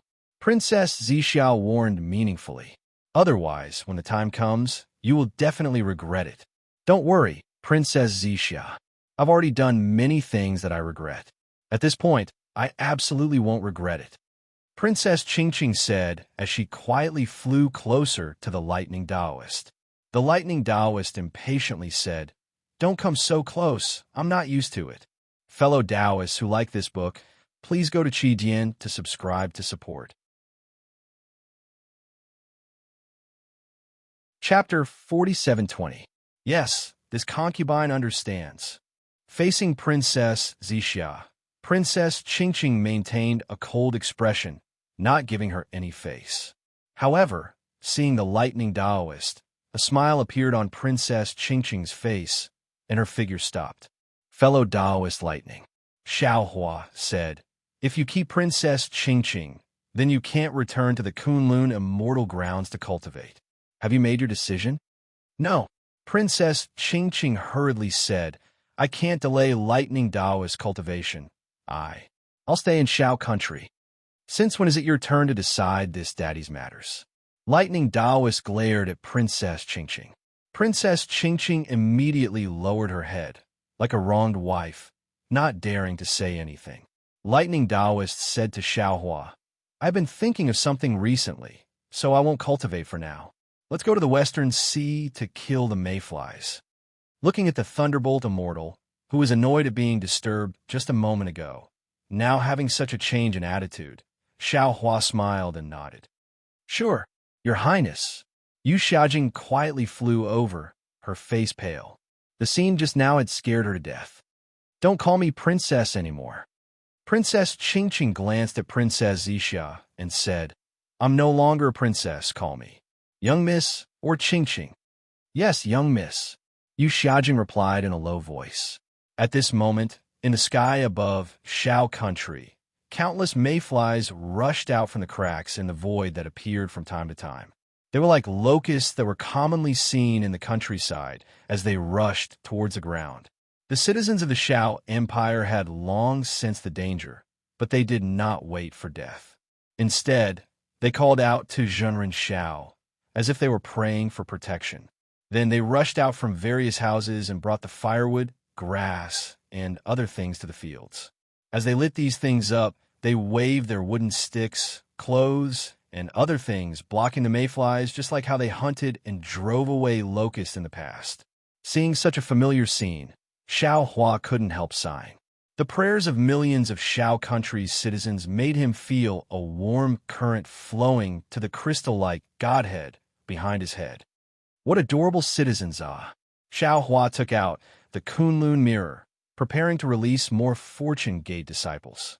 However, Princess Zixia only faintly smiled, as if she was provoking Princess Qingqing. She arrogantly said to Xiao Hua, why use a butcher's knife to kill chicken? Let's see what I can do. Xiao Hua's heart skipped a beat. He nodded and said with a smile, I'd like to see what your highness is capable of. Hearing Xiao Hua call her, Your Highness the Princess, which was the complete opposite of what Princess Qingqing had just said, Princess Zixia faintly smiled. Raising her hand, she took out the Xianyuan water control flag. As she gently waved it, countless water-green jade talismans flew down like dandelions. In an instant, they covered 1,000 miles of the Xiao Empire's territory. And in that area, there were several inches of mayflies that were extremely rampant. Good. Seeing that Luo had separated the mayfly from where it landed, the mayfly first flew around like a headless fly before lunging at Luo in a frenzy. It actually swallowed the light that even the Son of Heaven's sword and the Heaven and Earth Pagoda could not break through. Xiao Hua had just praised it when his expression changed slightly. The mayfly's power was not beyond his expectations. Oomph. At the side, Qingqing coldly snorted and said, The innate 5-element flag is only SOSO. Shut up. The thunderbolt immortal roared. Did I let you speak? Qingqing faintly smiled and did not speak again. Looking at that smile, even if the thunderbolt immortal scolded her, he was still talking to her. This made her really happy. On the other hand, Yu Xiajing, who was watching from the side, felt that it was not worth it for Qingqing. It's all right. Princess Zixia looked at Xiao Hua's worry and laughed softly. Luo is not an appearance. It's not the foundation of the Xianyuan water control flag. These mayflies can't hurt me. Xiao Hua pinched his chin and said thoughtfully, What I'm worried about is not the Xianyuan water control flag. After all, this is the most powerful, innate spiritual treasure I've ever seen. What I'm worried about is whether the mayfly that swallowed this Luo will advance again. Moreover, the area that this Xianyuan water control flag can protect is still too small. Princess Zixia embarrassedly shook her head. My cultivation is still shallow. This is all I can do. If I want to protect the entire Xiao Empire, I still need to cultivate for many years. Xiao Hua smiled and said, You've already done very well. With this Xianyuan water control flag, I believe, even if a 9th-grade mayfly comes, you won't be harmed. Princess Zixia urged her true qi to investigate and exclaimed, Darling Xiao, these mayflies are really swallowing the Luo, and they're doing it very quickly. Don't Confucian cultivators often say that there's strength in numbers? Xiao Hua smiled and said, These mayflies are much more numerous than ordinary humans. Although their strength is minuscule, when gathered together, they can't be underestimated. This is the strongest defensive treasure of the human race. If you're not careful, I'm afraid that they'll break through it. I understand. Princess Zixia urged the Xianyuan water control flag. Layers of Luo flowed like water waves, driving away all the mayflies from Luo. When the mayflies swooped down to swallow again, they actually couldn't do it. Good.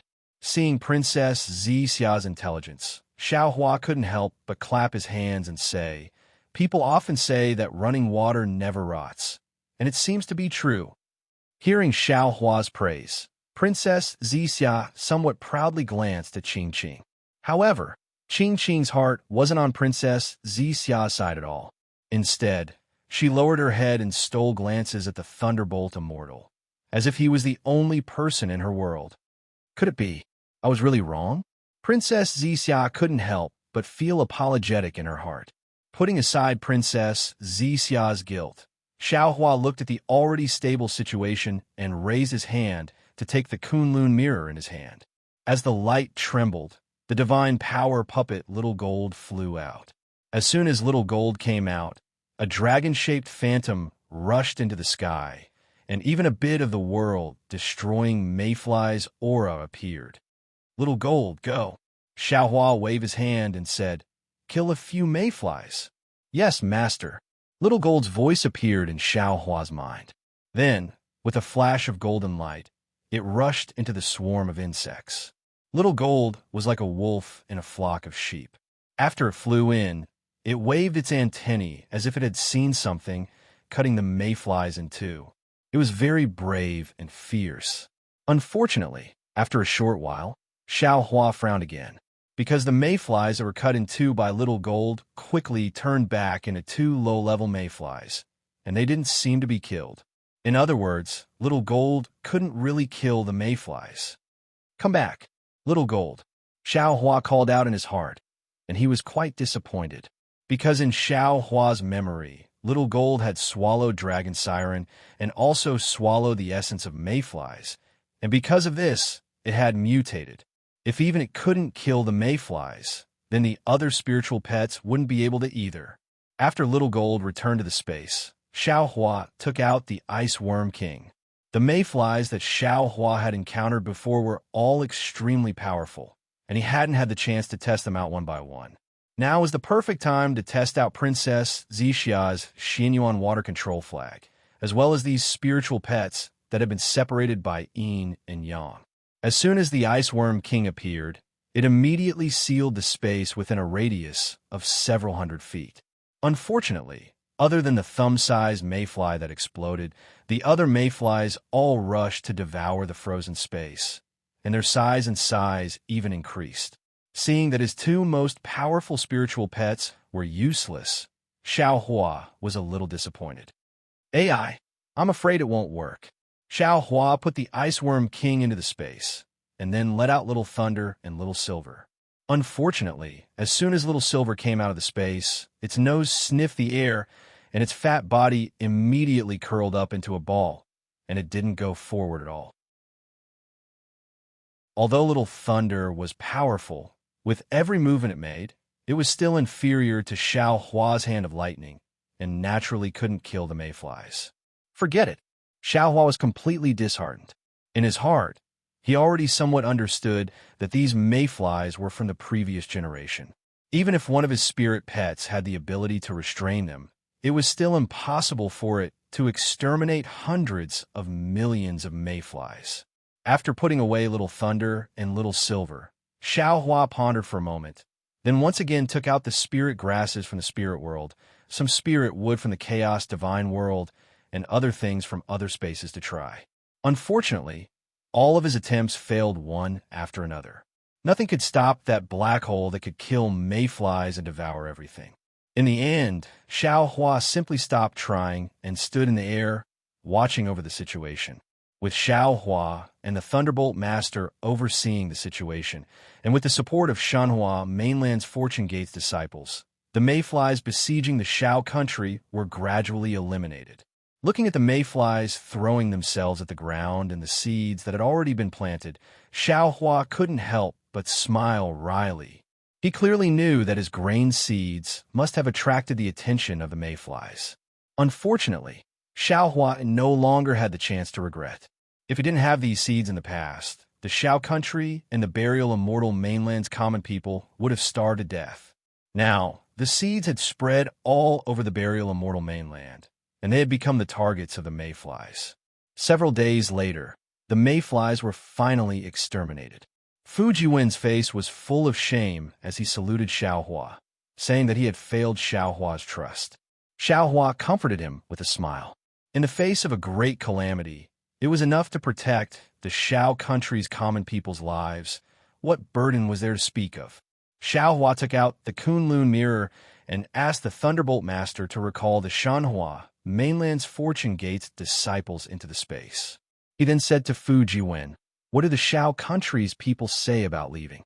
At the mention of this matter, Fu Jiwen answered with a wry smile, "Master, people often say that it's hard to leave one's homeland. And it's true.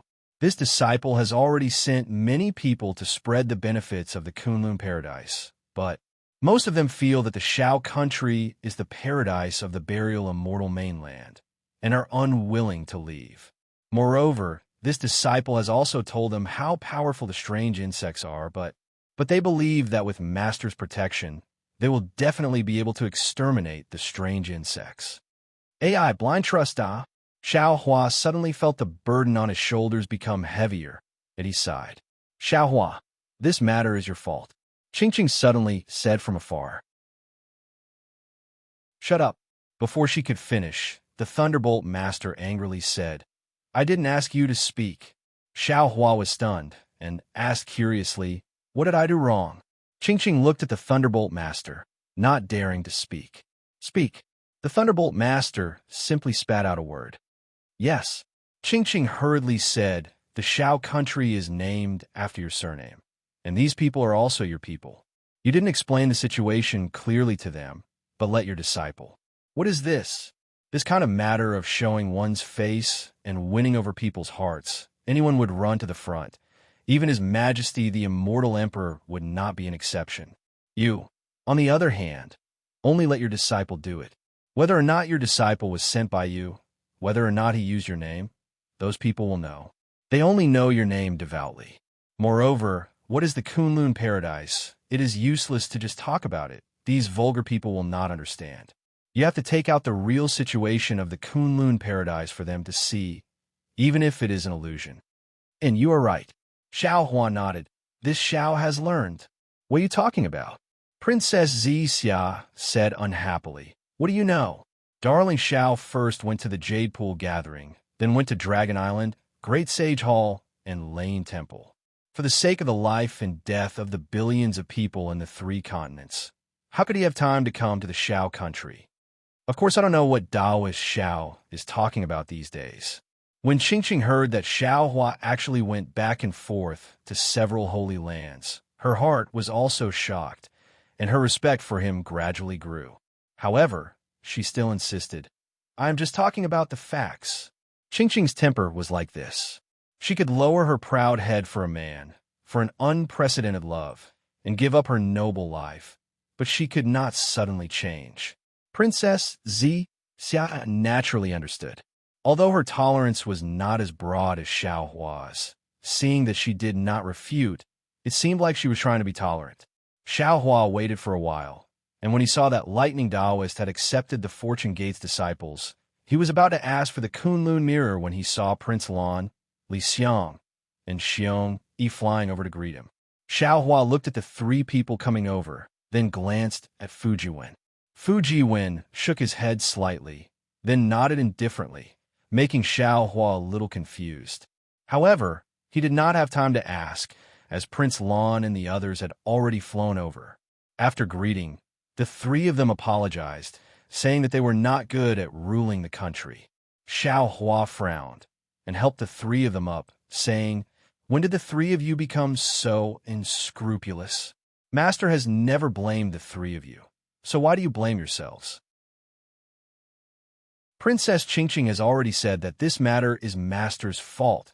Master did not pay enough attention to the Shao Empire. When Lightning Taoist returns, Master will personally persuade him. Yes, disciple knows his mistake. The 3 of them looked relaxed and stood at the side, waiting for Xiao Hua to make a move. But a moment later, Prince Lan seemed to have thought of something and slapped his forehead, then flew out in a hurry. He took out a jade eye and handed it to Xiao Hua, saying, "Master, this is from Taoist Qing Su. He said that the Grand Mist Ancestor has something to tell Master. There's a restriction on this jade eye, so disciple cannot see it. So disciple does not know what it is. Disciple had almost forgotten about it these few days because of the strange insects. Please forgive Master." Xiao Hua's heart tightened. But the expression on his face did not change. He nodded and received the jade eye. When he raised his hand and tapped on the jade eye, a burst of light flashed, and the restriction placed on the jade eye by the Grand Mist Ancestor was broken. After Xiao Hua placed the jade eye on his forehead and used his divine sense to examine it for a moment, he squeezed out a smile and nodded towards Prince Lan as he said, "Master understands. Your jade eye has really solved a big problem in Master's heart. Being able to do something for Master is disciple's responsibility." A smile appeared on Prince Lan's face. It was a very happy smile. It seemed that helping Xiao Hua was his top priority. Princess Xia naturally did not know about Prince Lan's matter. She was worried that the Grand Mist Ancestor had some kind of scheme, so she asked in a low voice, "Darling Xiao, the Grand Mist Ancestor, what did he say in the jade eye? He is a very shrewd person, you must be careful, just take a look." Xiao Hua chuckled and was about to pass the jade eye to Princess Xia. However, Xiao Hua hesitated for a moment. After pondering for a moment, he put away the jade eyes and smiled. It seems like this Xiao is not the only one who is obsessed with the world-exterminating ephemera. As a member of the Tao Gate, the Grand Mist Ancestor is also obsessed with this matter.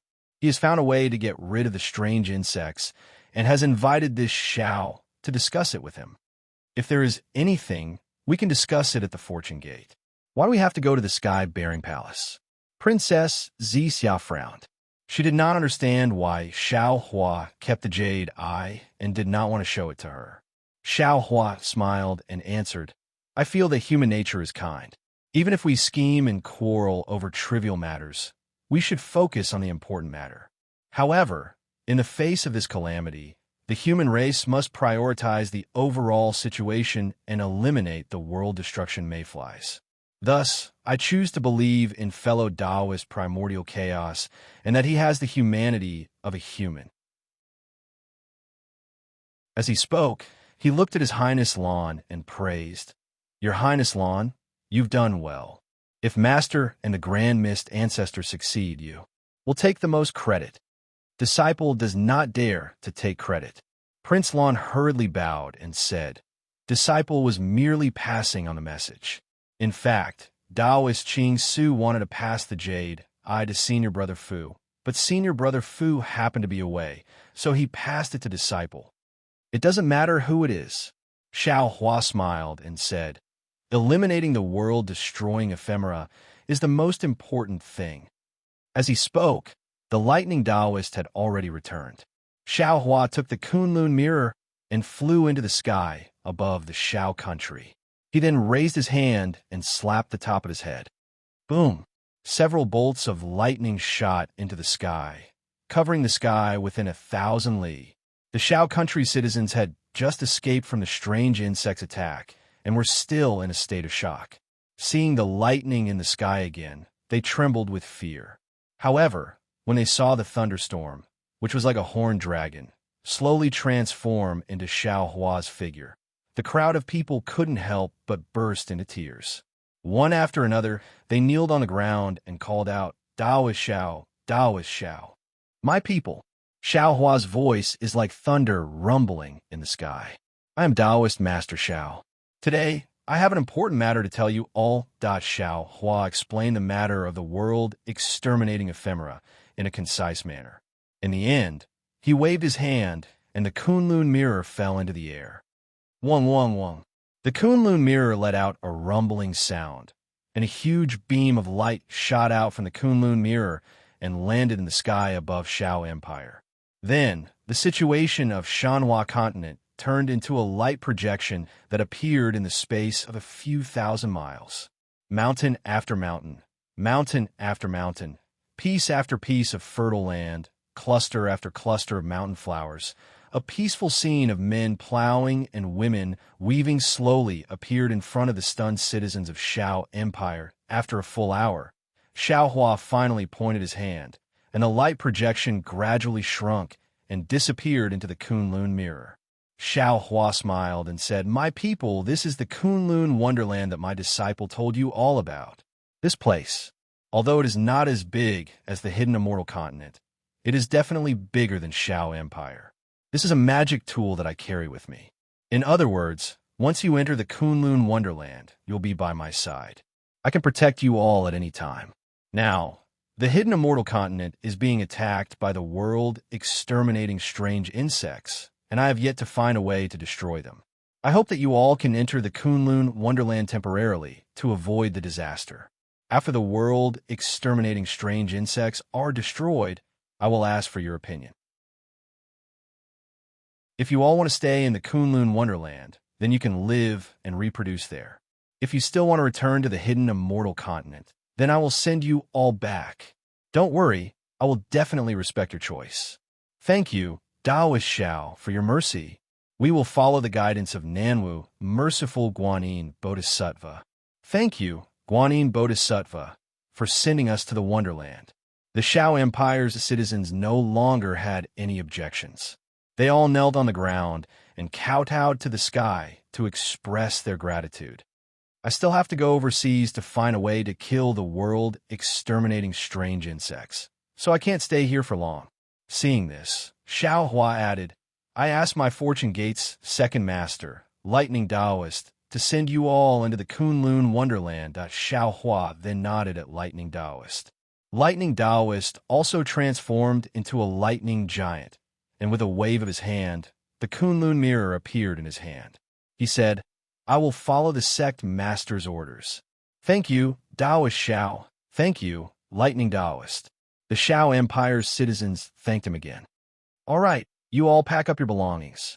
Lightning Taoist said, 10 days later, I will send you all into the Kunlun Wonderland. Don't worry, I can take away your houses and belongings. Hearing this, the Xiao Empire's citizens were even more delighted. After kowtowing, they hurriedly left. Subsequently, Xiao Hua and Lightning Taoist withdrew their Dharma images and descended. Xiao Hua looked at Lightning Taoist and Qingqing and said, Fellow Taoist, I still have to rush back to the Western Sea. I'll leave the Xiao Empire to you. And Lightning Taoist nodded. Go ahead. I is here. Fu Jiwen, Prince Lan, Li Xiang, Xiong Yi, you all will also assist your martial uncle Lightning in the Xiao Empire. Xiao Hua ordered. Yes, disciple understands. All the disciples bowed. Prince Lan then asked, Master, if the Xiao Empire's citizens are going to the Kunlun Wonderland then, what about our Xiao Empire? Are we going to give up? Are we going to give it to Confucian cultivators for nothing? Fu Jiwen, what do you think? Xiao Hua turned to ask Fu Jiwen. Fu Jiwen thought for a moment and smiled. No matter what, the Xiao Empire is our Fortune Gate's foundation. We've given up on the soaring Dragon Mountain range, but the Xiao Empire can't be given up for the time being. Moreover, didn't Master say so earlier? After the insect plague is over, the Xiao Empire's citizens will return. We have to protect their homeland. Not to mention, the world-exterminating strange insects are everywhere. There's no difference between killing them in the West Sea and in the Xiao Empire. Disciple feels that. We should stay here. And you're right. Our Fortune Gates disciples are also setting up transmission arrays all over the hidden immortal mainland. They also need a place to stay, and the Xiao Empire is the best choice. Xiao Hua smiled faintly and raised his hand. Since that's the case, all of you stay here and let your martial uncle Lightning accompany you. Many thanks, Master. Fu Jiwen was overjoyed. With a Lightning Taoist by his side, what kind of strange insects would he be afraid of? Prince Lan was happy and nodded at Xiong Yi and Li Xiang. Xiao Hua didn't stay for long. After exchanging a few words with the Lightning Taoist, he led Princess Xia to the flying carriage and left. However, after flying for several tens of thousands of li, Princess Xia couldn't help asking in a low voice, Darling Xiao, Grand Mist Ancestor, what method did he find to kill the mayflies? This concubine is really curious. Xiao Hua sneered and raised his hand to pass the jade eye to Princess Xia. Princess Xia activated her golden pupils. A golden light appeared in her eyes. That golden light fell on her jade pupils. After a moment, Princess Xia cried out in alarm. How is this possible? Even the Dragon Island, Great Sage Temple and Thunder Temple said that there's no spatial passage to the outside world in the three continents. How did the Grand Mist Ancestor find it? Not only that, Xiaohua replied indifferently. The Rainbow Sea God Seashell, Senior Su, and Fairy Xingyu also said that the three continents are strange. The space around them is very tight. If one doesn't enter from the outside world, it's impossible to leave from the inside. Although Fairy Xing, you didn't say it clearly, she vaguely revealed that this might be the reason for the immortal array. Even these powerful experts couldn't find a passage. So how could the Grand Mist Ancestor find it? Oh, that's right, look further back. Princess Xia continued to look, and a puzzled expression appeared on her face. She asked curiously, 10,000 Demon World? Metal, wood, and magnetic? What does that mean? Of course, it's outside the soaring cloudside hall. The Grand Mist Ancestor wanted me to bring him in. Xiaohua explained. I raised a condition, and one of them was for him to give me the 5 elements magnetic.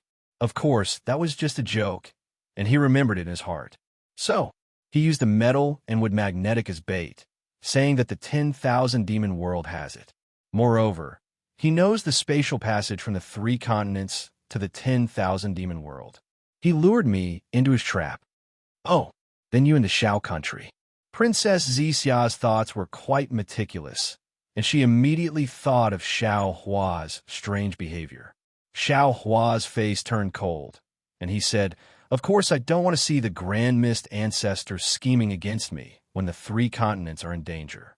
I'd rather believe that he does know some ancient secrets, and that this secret spatial passage does exist.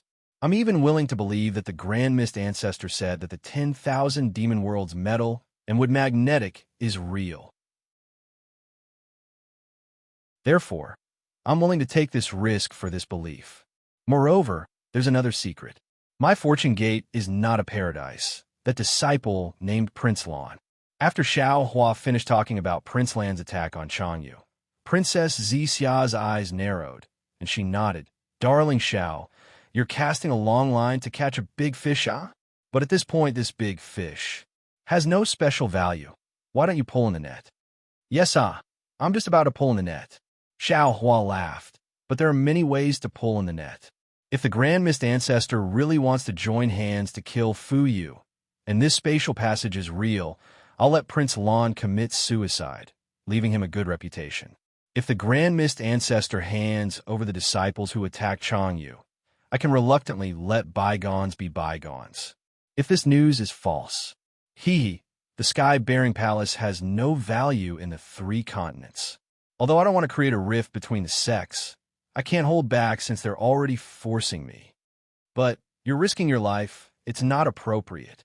Princess Xia said worriedly. "But compared to the lives of the sky-bearing palace's disciples, this risk is worth it." Xiaohua laughed. "Moreover, don't you understand my strength? How can I fall into the Grand Mist Ancestor's trap? Your strength is not bad. I know this. But the Grand Mist Ancestor's schemes are too deep. I'm afraid you're not his opponent." Xiaohua chuckled. "I still have the Kunlun mirror. Even if there are 3 Grand Mist Ancestors hiding inside, they won't be a match for me." "Io, then why did you give the Kunlun mirror to the lightning Taoist, Princess Xia became anxious when she heard Xiaohua's words and shouted, "Quick, stop the Pegasus.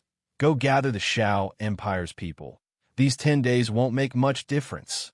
Seeing that Princess Xia was worried, Xiaohua laughed. "Shao Empire is a test for Prince Lan. This Kunlun mirror might be a test for the Lightning Taoist and Princess Qingqing.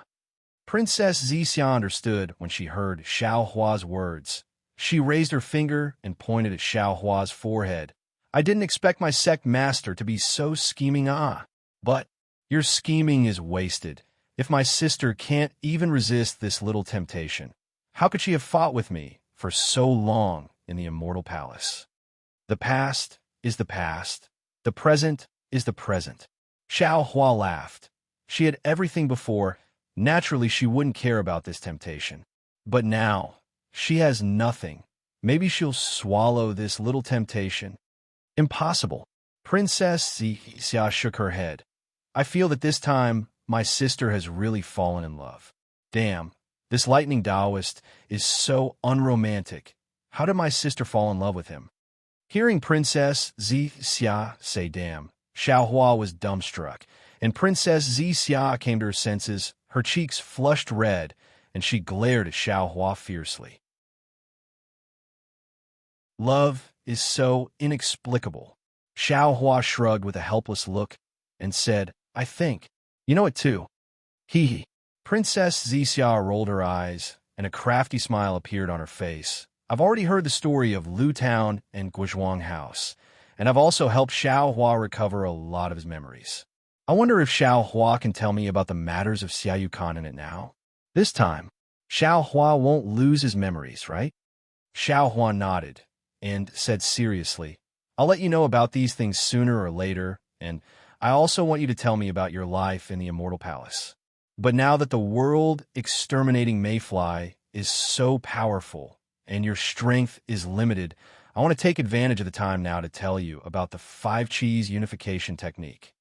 Okay, Princess Xia was overjoyed when she heard this and said, Xiaohua, the 5-cheese unification technique you gave me is really profound, and I've already comprehended enough in these hundreds of years, but every time I take a step forward, I find that there are still many things I don't understand. Previously, when a master of the Scholar Palace was here, I wanted to ask him to explain it to me, but then too many things happened, and I didn't have time. You and the master of the Scholar Palace are good friends, and this 5-cheese unification technique was also given to him by you, so he will definitely explain it to you in detail. Xiaohua's plan succeeded, and he released his divine sense to look into the distance, then raised his hand and said, Let's go. Let the Pegasus flying carriage land on the mountain in front, and I will explain the 5-cheese unification technique to you while we wait for the lightning immortal to arrive. Seeing Xiaohua release his divine sense, Princess Xia slightly curled her lips, as if she already knew what Xiaohua was thinking. Xiaohua waited for dozens of days, and seeing that Xiaohua was a bit anxious, Princess Xia said in a low voice, Let's stop here for now. Xiaohua, go to Xiao country to take a look, and don't let any accidents happen. Hee hee, there's no need. Just as Xiaohua was about to reply, his brows relaxed, and he said with a smile, The lightning immortal is already here. Sure enough, not long after, the lightning immortal's figure appeared in midair. What was special was that when the lightning immortal just appeared, he actually involuntarily glanced behind him, as if he was afraid of being discovered. Fellow Taoist, Xiaohua asked curiously, Is someone chasing you? Damn it, no one is chasing me. The lightning immortal muttered, Isn't it that Qing? She keeps an eye on I every day, as if I will run away. Today, I finally managed to get her to go, and only then did I manage to escape. It can't be, Xiaohua said in surprise. Qing's strength is only around the 6th grade of essence energy, right? Isn't it easy for you to avoid her? That. The lightning immortal was embarrassed to speak again. Princess Xia curled her lips and said, You don't have to worry. She definitely won't follow you, and she definitely won't ask you about the Kunlun mirror in the future. She knows that you want to return the Kunlun mirror, so she took the initiative to avoid you. That's not true, the lightning immortal argued forcefully. The main thing is that it is too troublesome to collect the citizens of Xiao Empire, which is why it took so much time. Kiki. Xiaohua did not say anymore. He took over the Kunlun mirror and said with a smile, Fellow Taoist, did you collect all the citizens of Xiao Empire? About 80%. The lightning immortal shook his head and said, I heard from Fu Jiwen that the remaining 20%, no matter how you persuade them, they are not willing to enter the Kunlun immortal realm. I will be in charge of collecting them. As for the rest, you should ask Fu Jiwen. All right. Xiaohua kept the Kunlun mirror and said, Fellow Taoist, when you return, tell Fu Jiwen that this is I's order. Tell him to prepare to reel in the net, and wait for I's order to come, and let him catch them all in one fell swoop. No problem. After hearing Xiaohua's words, the lightning immortal urged, Fellow Taoist, if there is nothing else, I will take my leave first. Hee hee. Seeing the lightning immortal acting like a thief, how is this the bearing of a Taoism's Mahayana? Xiao Hua helplessly laughed a few times and said, "There is nothing else. You should quickly return. Farewell." The lightning immortal raised his hand to bid farewell and hurriedly left. Princess Zixia at the side was also shocked. She also looked at Xiao Hua in disbelief and asked curiously, "Darling Xiao, this lightning immortal, is he?" I'm afraid so," Xiao Hua said with a smile. "However, this is his matter. You and I should just watch from the sidelines. We can only leave it to fate." Princess Zixia knew that she could no longer stop Princess Qingqing. She was extremely disgusted, but also happy. The feeling was so complicated that even she herself could not explain it clearly. After taking the Kunlun mirror, Xiao Hua kept the Pegasus flying chariot. He held Princess Zixia's hand and rushed towards the East Sea with lightning escape. Within the East Sea Dragon Palace, whether it was the dragon race or the oceanic race, they all moved their bodies and quickly traversed through the serene blue crystal-like seawater. Some even impatiently teleported, looking busy and nervous. However, at the core of the Dragon Palace, inside the main hall that flickered with treasure light, it was quiet again. There were more than 100 dragon generals wearing dragon armor and holding dragon weapons. They surrounded the main hall so tightly that not even a drop of water could trickle through.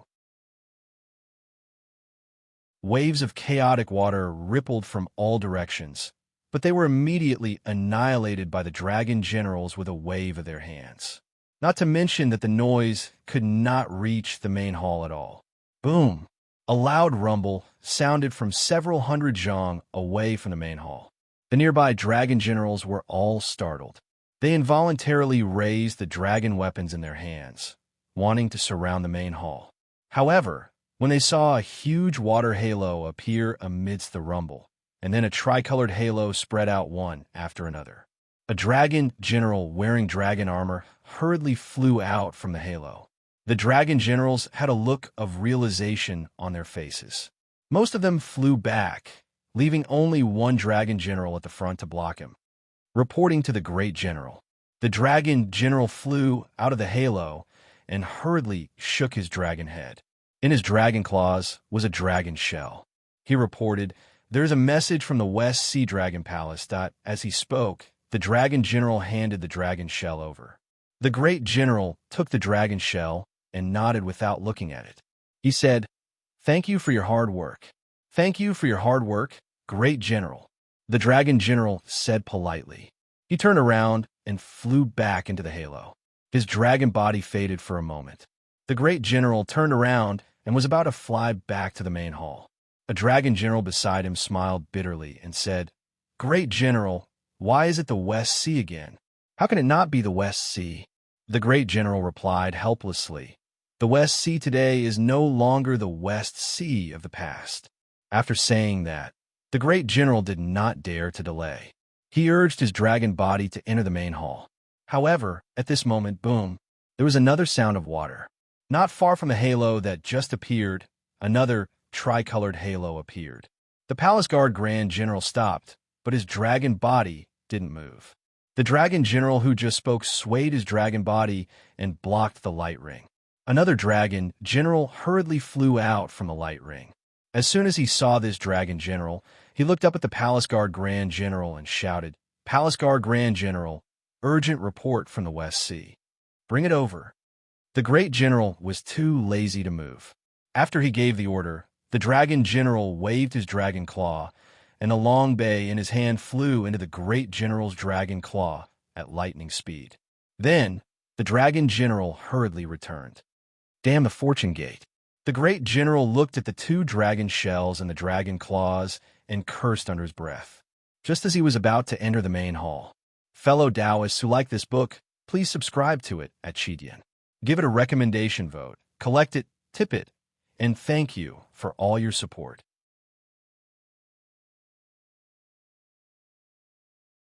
Chapter 4721. Boom. Another dragon general came to deliver a message. Fuck. Is there an end to this? The palace general was really angry.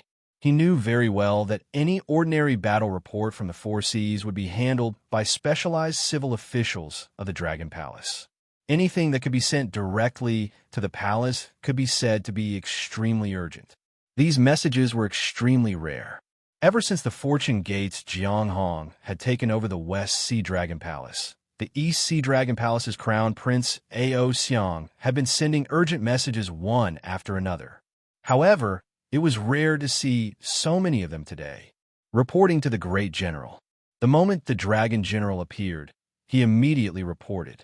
Before he could finish, the great general interrupted him and asked, "Is it another message from the West Sea Dragon Palace?"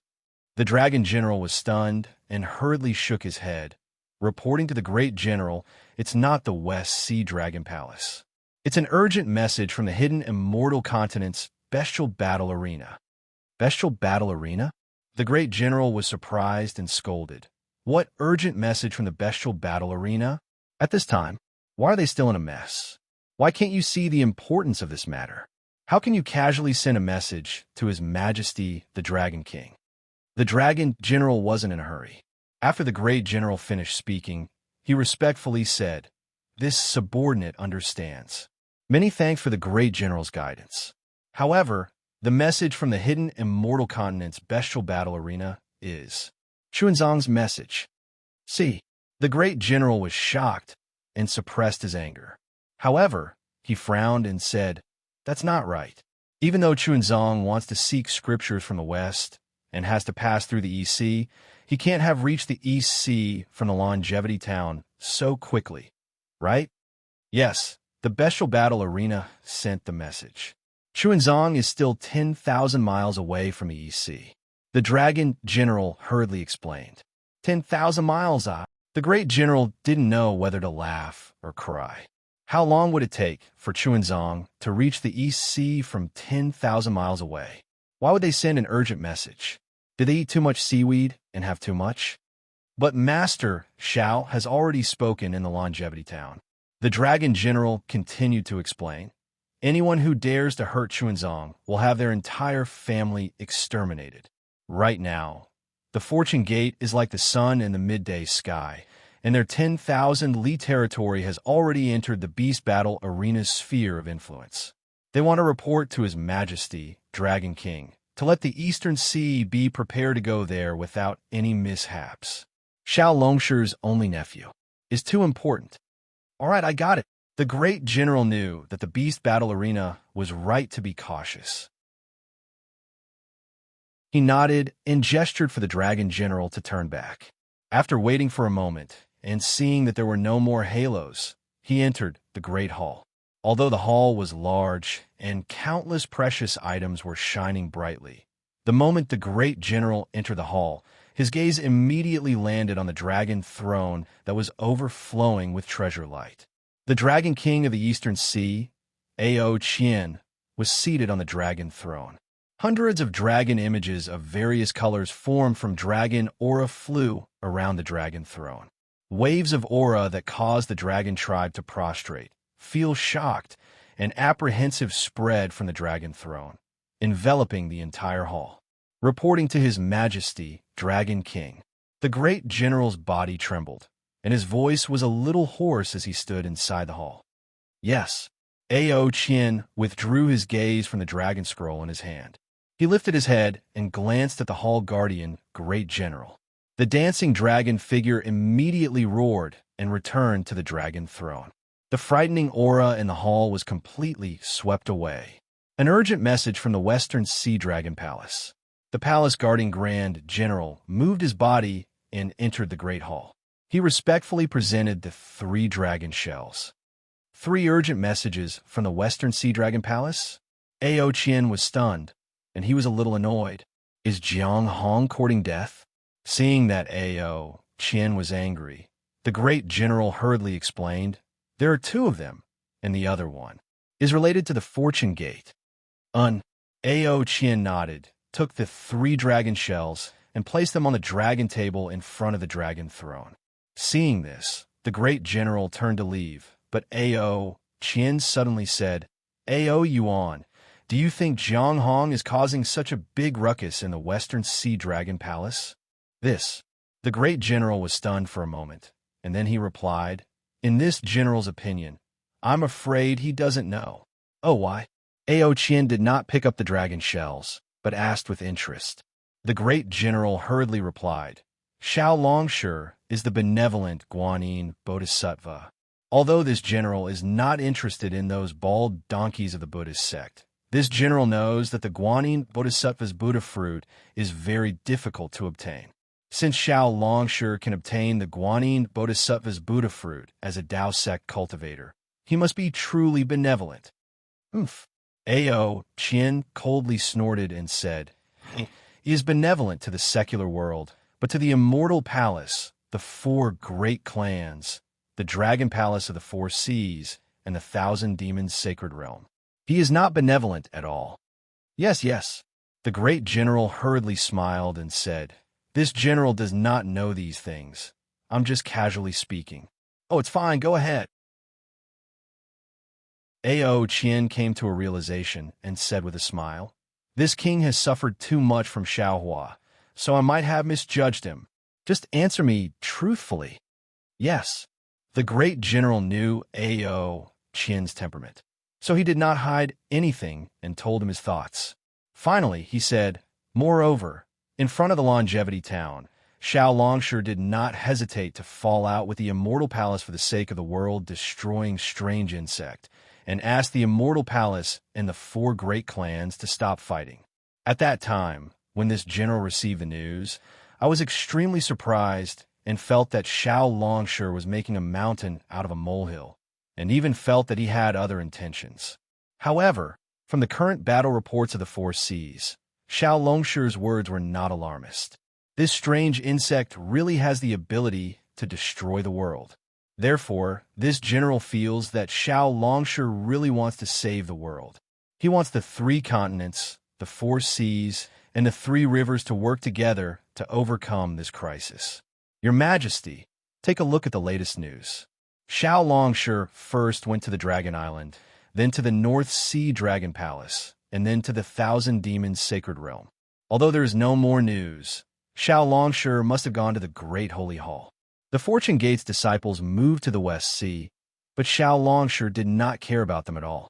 As for Jiang Hong's actions in the West Sea Dragon Palace, Xiao Longshu definitely does not know about it.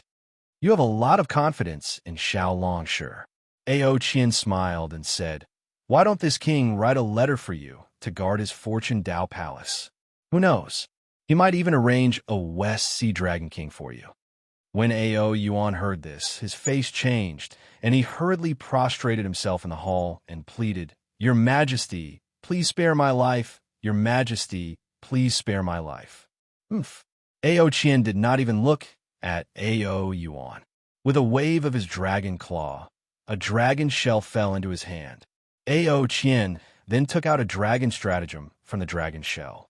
When Ao Qian read the message in the dragon stratagem, his face turned cold, and he said, Did you read the message from the West Sea Dragon Palace? This general does not dare. This general did not. Ao Yuan replied in fear.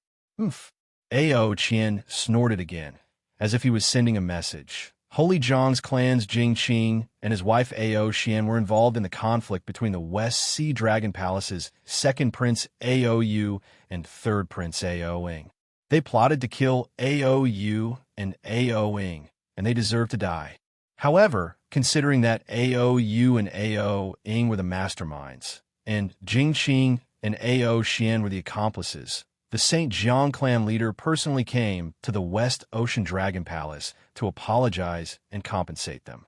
Especially since they were killing the strange insects today, they could preserve some of their strength to resist the strange insects. Jingqing and Ao Xian also swore a dragon oath that they were willing to fight to the death and kill the strange insects to atone for their sins. The West Sea Dragon Palace's 1st Prince Ao Qian agreed to pardon Jingqing and Ao Xian temporarily to atone for their crimes. The East Sea Dragon Palace's 1st Prince Ao Xiang seconded the motion, and the Dragon Island's dragon envoy abstained. But The Fortune Gate's Jiang Hong had resolutely refused, insisting on killing Jing Qing and Ao Xian. She had stated that if Jing Qing and Ao Xian were not killed, it would serve as a warning to the other forces that wanted to encroach on the Western Sea Divine Dragon Palace. It would not serve as a deterrent, and if the other forces rebelled, it would affect the Fortune Gate's mission of exterminating the strange insects in the Western Sea, as well as the Fortune Gate's disciples' safety. Therefore, Jing Qing and Ao Xian were killed. Look, Ao Qian threw Long Su onto Ao Yuan's face and said angrily, "This is the disciple of Nanwu, great merciful Bodhisattva." Without Nanwu, great merciful Bodhisattva's approval, would Jiang Hong dare to do this? The West Sea Dragon Palace is my dragon palace of the four seas, not the heavenly abode River's Dragon Palace, and not the Fortune Gate's Dragon Palace. The words of my East Sea Dragon Palace's first prince and West Sea Dragon Palace's first prince can't even compare to the words of a heavenly abode River's Dragon Clan. Ao Yuan didn't dare to say anything, but he was cursing in his heart. Jing Qing and Ao Xian had plotted to kill Ao Yu and Ao Ing, so they deserved to die. The West Sea Dragon Palace's crown prince, Ao Qian, was weak and couldn't bear to kill his elder sister, Ao Xian. Perhaps Ao Qian himself wasn't clean, and the East Sea Dragon Palace's crown prince, Ao Xiang, had other plans in his heart. What Jiang Hong did was fair. It was just that Ao Qian couldn't bear to see the Fortune Gate make a move, so he flew into a rage. Seeing that Ao Yuan didn't dare to say anything, Ao Qian snorted coldly and picked up another Long Su. When he saw Long Su's message, he roared angrily, "Jiang Hong, you're really courting death. Xiaohua, this king and you are irreconcilable." Ao Yuan's eyes turned rapidly, and he regretted telling Ao Qian the truth in his heart. Sure enough, Ao Qian threw Long Su onto Ao Yuan's face again and roared, "Read it with this king." "Yes, your majesty." Ao Yuan picked up Long Su and looked at it. There was a complicated expression on his ugly dragon face as he read it word by word. After Jing Qing and Ao Xian were killed, the rest of the dragon clan were sent back. The West Sea Dragon Palace's crown prince Ao Qian was afraid of chaos in the West Sea, so he had sent the second crown prince, third crown prince, fourth crown prince, and seventh crown prince to patrol the West Sea. Now that there was a mistake, Ao Qian recalled the other crown princes and ordered the patrolling general to appoint 8 inspectors to patrol the sea. This was originally the West Sea Dragon Palace's internal affairs, but Fortune Gate's Jiang Hong requested that the West Sea Inspectors Patrol area be reduced to 800,000 li radius around the West Sea Dragon Palace, and the rest of the sea be patrolled by Fortune Gate's disciples. Jiang Hong's suggestion was rejected by the East Sea Dragon Palace's crown prince, Ao Xiang, West Sea Dragon Palace's crown prince, Ao Qian, and the Dragon Island's dragon envoy abstained. Reading until here, Ao Yuan was puzzled. He raised his head and looked at Ao Qian. Ao Qian sneered. "What's wrong?" "Continue reading." "Yes." Ao Yuan shuddered and continued reading. "Proposal rejected." Jiang Hong sneered. At this time, bad news came from the south and east of the West Sea. In the east of the West Sea, strange insects attacked, killing 2 West Sea inspectors. In the south of the West Sea, the St. River Dragon Tribe encountered the West Sea Patrolling Sea Tribe, exterminated 20,000 West Sea Tribe members, and fled to the South Sea. Continue reading. Ao Qian impatiently swung his dragon tail, shattering a giant coral in the hall as he snarled. Ao Yuan dared not delay, and continued reading. Jiang Hong flew into a rage, leading the West Sea Dragon Palaces, Fortune Gate's Dragon Tribe, and sent a message to the West Sea's Fortune Gate's disciples to board lightning boats and chase after the St. River Dragon Tribe at the border of the South Sea. At that time, the Fortune Gate's disciples had just stopped the St. River Dragon Tribe, and under Jiang Hong's order, the Fortune Gate's disciples massacred the St. River Dragon Tribe. At the same time, The Fortune Gate's disciples besieged the millions of strange insects in the east of the West Sea, killing more than 100,000 of them. Jiang Hong returned to the West Sea Dragon Palace, and the Dragon Island's dragon envoys doubted the West Sea Dragon Palace's ability to patrol the sea, and suggested that the West Sea Dragon Palace withdraw their forces to stabilize the Dragon Palace's safety. Under Jiang Hong's iron fist, the dragon envoys agreed. See? Ao Qian roared. The West Sea's Dragon Palace is no longer the Dragon Palace of the Four Seas, but the Fortune Gate's Dragon Palace, the Heavenly Paradise River's Dragon Palace. Yes, Your Majesty. Ao Yuan did not dare to say more, and quietly placed Long Su on the table as he responded in a low voice. My great general, Ao Qian coldly said, you don't understand at all. How could the Saint River Dragon Tribe attack the West Sea Tribe while fleeing? How could the Fortune Gate's disciples stop the Saint River Dragon Tribe in such a timely manner? This was all planned by Jiang Hong in advance. Strange insects, where so many strange insects. The two inspectors who were killed by the strange insects. If I'm not mistaken, they were all killed by the Fortune Gate's disciples. Without Xiao Hua's instructions, who would dare to create such a big storm in the West Sea? Ao Yuan sucked in a breath of cold air and exclaimed in shock, Your Majesty, it can't be. What can't be? Absolutely. Ao Qian glared at Ao Yuan and said, Do you think Xiao Hua is the merciful bodhisattva of Nanwu that you speak of? Do you think he's the selfless bodhisattva? If so, how could the South Sea Dragon Palace be split in half? The West Sea Dragon Palace's treasury. How could it be taken by Xiao Hua? He's a naked robber, a sanctimonious hypocrite. As he spoke, Ao Qian waved his hand and picked up the last dragon shell and took out the dragon Su inside. After he looked at it, he swung his hand and smashed it on Ao Yuan's face, shouting, Fortune Gate, it's the Fortune Gate again. Didn't you say this wasn't news from the Fortune Gate? Isn't this Chun Zong, Xiao Hua's nephew? Yes. Ao Yuan was a little dizzy, and he held the dragon Su and read, Reporting to Your Majesty Dragon King. Read my ass. Ao Qian shouted. What's there to read? After this damned traitor obtained the Thunder Sound Temple's Buddha fruit, he actually slapped the Mahavarakana Buddha Lord. If he didn't have such a good uncle, he would have been slapped to death by the Dipankara archaic Buddha Lord. Seeking scriptures from the West. Why would he go to the West Sea's peak to obtain scriptures? He's a spy planted by Xiao Hua in the Buddhism Gate. He wants. This king understands now. No wonder Xiao Hua wanted to place the Fortune Gate's foundation in the West Sea. So, he wanted Chun Zong to go to the Fortune Dao Palace to obtain scriptures. He wants to become the Mahavarakana Buddha Lord. No, it can't be, Ao Yuan said in disbelief. Xiao Hua himself is the Nanwu merciful bodhisattva of Nanwu. How could he become the current Buddha Lord? Moreover, how could the current Buddha Lord change hands?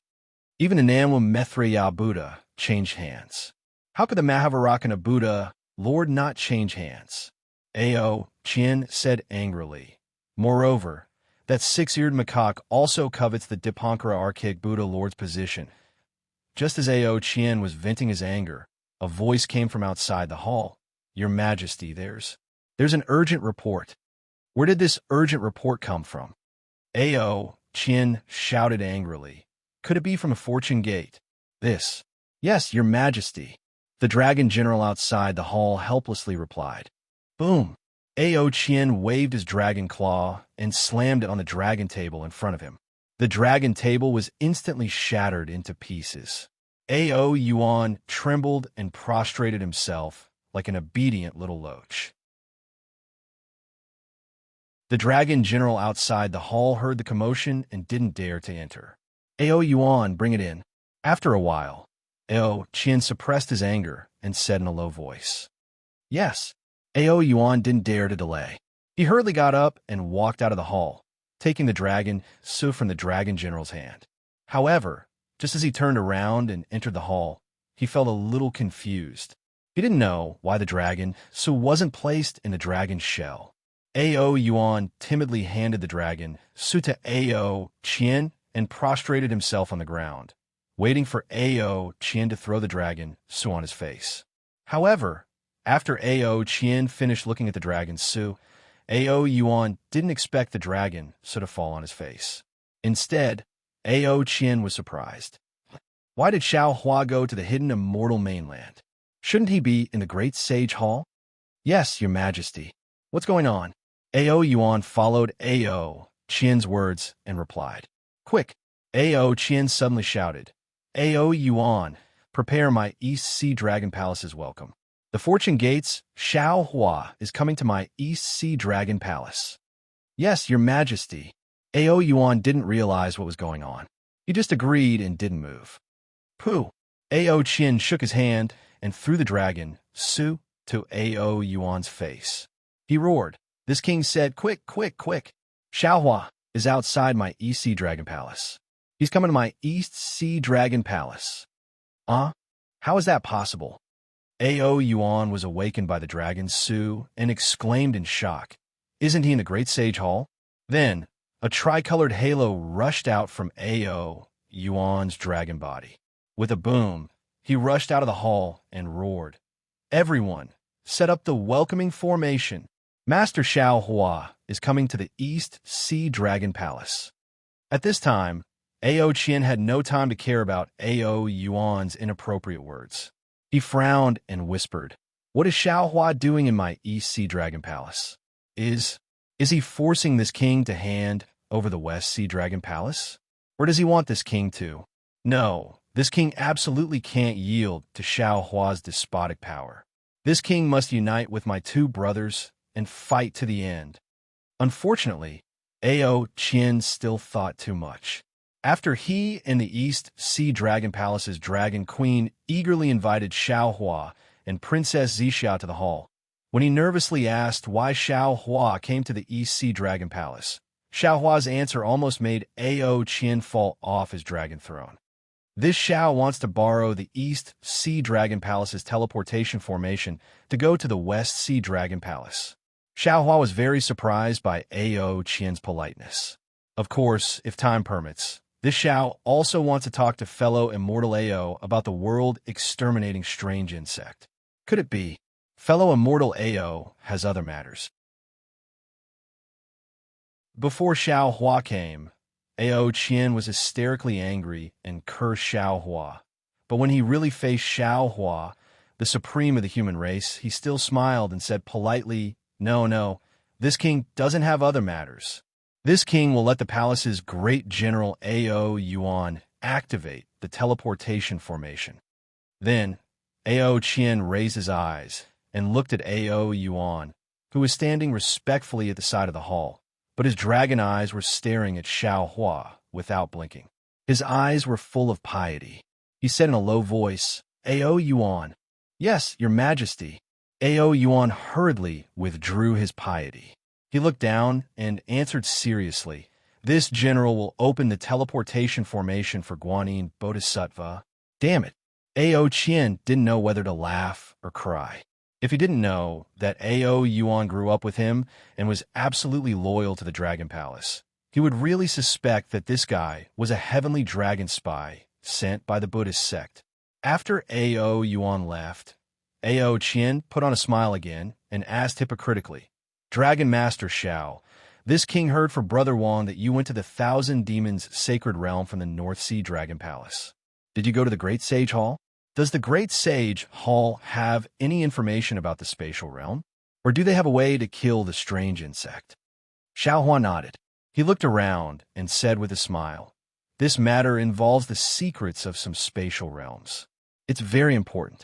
Fellow immortal Ao, can you ask the other dragons to leave the hall? Ao Qian was shocked. His first thought wasn't about the secrets of some spatial realm that Xiao Hua wanted to talk about, but whether Xiao Hua had come to ambush him. But after a moment, he couldn't help but laugh. He waved his hand and ordered the dragon generals guarding the hall to leave. Your Majesty, the Dragon Queen of the East Sea Dragon Palace said gracefully, This concubine has an extremely beautiful coral in the back hall. This concubine has always wanted to give it to the East Sea Empress. Now that there's Princess Zixia, this concubine feels that Princess Zixia is more suitable than the EC Empress. This concubine will bring Her Highness to take a look. If Her Highness likes it, this concubine will give it to Her Highness. Seeing the Dragon Queen of the Dragon Palace being so tactful and flattering, Princess Zixia smiled and said, "Then I'll have to trouble you, Dragon Queen." After the Dragon Queen and Princess Zixia left, only Ao Qian and Xiao Hua remained in the hall. Xiao Hua didn't hide anything. He told Ao Qian about the origins of the world-destroying mayfly, the separation of the 4 great continents, the immortal formation in the West Sea, and part of the situation on Dragon Island, the Great Sage Hall, and the Thunder Temple. Finally, he said, "Actually, at this moment, I've already fallen into a desperate situation. Our 3 continents have also fallen into a desperate situation. Apart from fighting to the death, there's no other way out. Unless a god from the upper realm, or an immortal descends and takes away the world-destroying mayfly." How is that possible? Ao Qian was dumbstruck when he heard this. His previous plan of taking the initiative to reprimand Xiao Hua in a roundabout manner had already turned into smoke. He said in disbelief, "Dragon Master Xiao said that our 3 continents were originally the 4 great continents. The Dawn Rain continent you came from was one of the 4 great continents, and the West Sea has a great formation set up by the immortal realm." Looking at Ao Qian's astonishment, Xiao Hua didn't explain further. Instead, he nodded indifferently and waited for Ao Qian to digest it. "That's not very possible." Ao Qian shook his head and said, "Although this king is the Dragon King of the East Sea, this king is extremely familiar with the East Sea, West Sea, and even the 4 great seas. It's not like this king hasn't followed Ao Hong to the West Sea for inspection. It's impossible for there to be any immortal formation there. This Xiao said earlier that this Xiao came from the West Sea through an immortal formation. Moreover, this Xiao also saw the world destroying mayfly in the eye of the West Sea." Xiao Hua said with a smile, "That day in the 1,000 Demons' sacred realm, the golden-winged Great Peng also said that he had once chased a flood dragon to the west. He also didn't believe that there was any immortal formation there. However, fellow immortal Ao, an immortal formation is an immortal formation. It's not something we can know about. Believe it or not, the immortal formation is there. There won't be one more, and there won't be one less." Ao Qian pondered for a moment and said with a frown, "If it's as Master Long said, the only thing that can easily kill the mayfly is the heterogeneous true qi of the Dawn Rain continent. However, because of the immortal formation, the heterogeneous true qi can't come over. At the same time, our 3 continents don't have any spatial passageways that lead to other realms and then to the Dawn Rain continent. Therefore, we can only fight with our backs against the wall. Besides fighting with our backs against the wall, does fellow immortal Ao have any other methods?" Xiao Hua asked. Ao Qian sighed and said, "After the meeting at the Jade Pool, this king returned to the Dragon Palace. Not only did this king ask the Dragon Clan to find the spatial passageways, but he also sent a message to the Dragon Palaces of the other 3 seas. Unfortunately, as Master Xiao said, there were no records of this at all, and there were no traces of immortal formations. However, this king didn't expect the world-destroying mayfly to be so powerful. So, where did Master Xiao get this information from?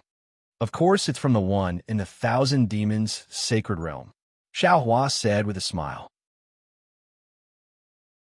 "Oh, if that's the case, then it's right." Ao Qian understood and said with a bitter smile, "It seems like we can only fight with our backs against the wall, but what are our chances of winning?" Ao Qian was the first to ask about their chances of winning. Xiao Hua fell into deep thought, and his brows were tightly knitted. After a long while, he said solemnly, "Only 10%. 10%? Ao Qian's dragon body suddenly flew up from the dragon throne and covered the entire hall. He exclaimed, "If it's 10% then, then wouldn't it be inevitable that the world will be destroyed? Yes, Xiaohua nodded. Other than the soaring cloud-side palace, fellow immortal Ao has probably not fought with the strange insects for more than half of the time, right?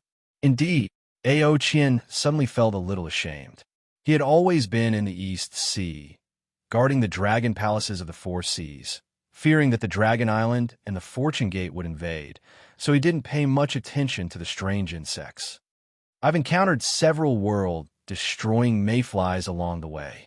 Xiaohua explained, fellow immortal Ao is from the dragon race, so you must know that the world-destroying mayflies are insects. The insect race's greatest advantage is their large numbers, and the world-destroying mayflies reproduce too quickly. Moreover, on the 3 continents, the world-destroying mayflies have no natural enemies, and the Pegasus can reproduce without any restrictions. This is incredible. What's more, up until now, the world-destroying mayflies can only be killed by spiritual qi that exceeds the Pegasus tolerance limit.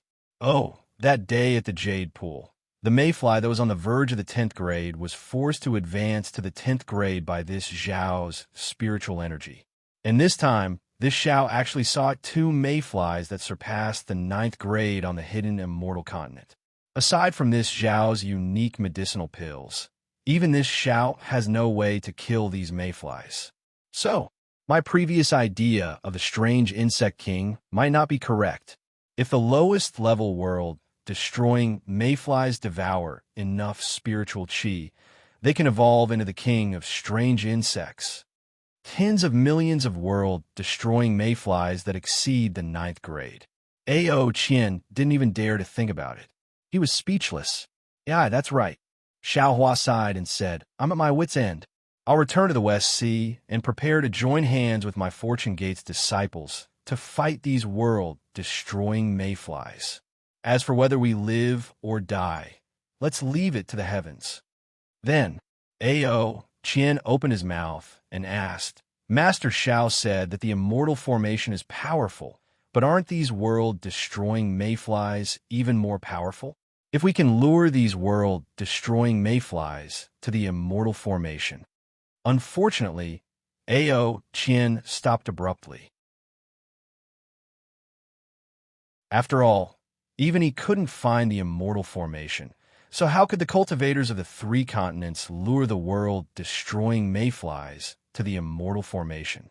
Who knew where the immortal formation would come from? Fellow immortal Ao is right. Xiaohua smiled bitterly and said, I've also thought about this before. However, if we can't find the immortal formation, it won't be easy to find the world-destroying mayflies either. However, fellow immortal Ao's idea isn't unreasonable. This is probably the end of the world-destroying mayflies. After the world-destroying mayflies destroy the 3 continents, more world-destroying mayflies will appear, and they won't have any spiritual energy to devour. In the end, they will definitely find the immortal formation, and they will definitely devour it. The result of devouring it is that the immortal formation will open, and the foreign true energy will rush into the 3 continents and kill all the world-destroying mayflies. At that point, the 3 continents might start anew, or the 4 continents might be in a different state. The heavenly Tao is unpredictable, and the cycle of life and death is all in this. Your Majesty, outside the hall, there was a commotion, and Ao Yuan's voice sounded. The transmission channel is ready. It's ready. Xiaohua immediately stood up and said, Fellow immortal Ao, what I said needs to be kept a secret for now. After all, if this matter spreads, the people's hearts will be unstable. Yes, this king understands. Ao Qian hurriedly stood up to send him off. However, after flying for a few dozen feet, Ao Qian was unwilling and hurriedly called out, Master Xiao, please wait. Oh, what's the matter? Xiaohua stopped and looked at Ao Qian. Ao Qian chuckled, took out 3 dragon su and handed them to Xiaohua, saying, This is some information that this king received. Master Xiao, when you have nothing to do, take a look. Sometimes the children play a bit too much. As their parents, we should still take care of them. Oh, Xiao Hua seemed to understand something. He took the dragon Su and looked at it for a while. He waved his hand and handed the dragon Su to Ao Qian, saying with a smile, "Since it's the children's own choice, then let the children play by themselves. As their parents, we should still worry about some world destruction matters. If we keep putting our eyes on these petty things, our own vision will also become small for no reason." Seeing Xiao Hua so protective, Ao Qian was unbearably angry. It's a pity that his 4C's pearl is still in Jiang Hong's hands. He doesn't dare to take the risk of the East Sea Dragon Palace being split into two by Xiao Hua again to vent his anger. Since that's the case, Ao Qian restrained his anger and said with a smile, "Then let the children play by themselves. When the time comes, it won't be good for us as their parents. It's fine, it's fine." Xiao Hua glanced at Ao Qian. This Xiao never cares about this kind of matter. It's completely the children's own idea. It has nothing to do with this Zhao's face. Seeing Xiao Hua deny it so cleanly, Ao Qian smiled slightly and raised his dragon claw, saying, "Dragon Master Xiao, this way please." Princess Zixia was naturally waiting outside the main hall. Seeing a string of coral beads overflowing with light hanging on Princess Zixia's white neck, it really makes Princess Zixia even more beautiful. Xiao Hua was also overjoyed. He raised his hand and took out a jade bottle from his bosom and handed it to Princess Zixia, saying, "Zixia, there's a saying in the human race that it's impolite to come and go. There's no harm in returning this pill to the Dragon Queen." "Yes, it's indeed so." Princess Zixia took the pill and said with a sweet smile, "Just now, this concubine thought for a long time, but couldn't find a suitable gift to return. Thank you, Xiaolang." Saying that, Princess Zixia handed the jade bottle to the Dragon Queen and said, "Dragon Queen, this is a pill refined by Xiaolang. Please accept it." "No need, no need." Seeing Xiao Hua take out a pill, the Dragon Queen of the East Sea Dragon Palace was somewhat puzzled. She was very instinctively polite. But Ao Qian, the lord of the East Sea Dragon Palace, was already surprised. He hurriedly said, "Since it's a gift from Dragon Master Xiao, you might as well take it. Now, this thing is very precious." "Yes, thank you, Princess Zixia." "Thank you, Dragon Master Xiao." Hearing Ao Qian's urging, the Dragon Queen's heart trembled. She hurriedly took the jade bottle and thanked them. "Dragon Queen, you're too polite." Princess Zixia smiled slightly and accompanied Xiao Hua to fly into the transmission array. When the transmission array was activated and Xiao Hua and Princess Zixia disappeared, the Dragon Queen asked curiously, "Your Majesty, this pill. Give it to me." Ao Qian stretched out his dragon claw and asked the Dragon Queen for it. The Dragon Queen was even more confused, but she still gave the jade bottle to Ao Qian. Ao Qian took the jade bottle and felt at ease. He said coldly, "Xiao Hua is really cunning. He obviously has a lot of such pills in the Kunlun immortal realm, but he still pretended that he didn't have them."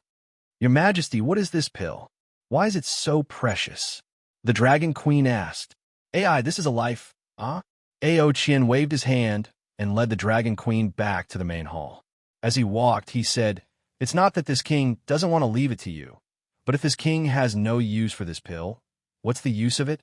Not to mention Ao Qian's explanation to the Dragon Queen about the pill's ability to kill the world-extinguishing mayfly.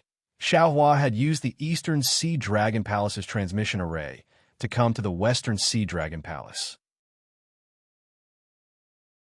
The moment he stepped out of the Western Sea Dragon Palace's transmission array, Xiao Hua saw Jiang Hong's uneasy gaze. Jiang Hong understood that since Xiao Hua could come from the Eastern Sea Dragon Palace, Ao Qian would definitely tell Xiao Hua about her actions in the Western Sea Dragon Palace. Jiang Hong was even more aware that her little schemes and arrangements could be seen through by Ao Qian.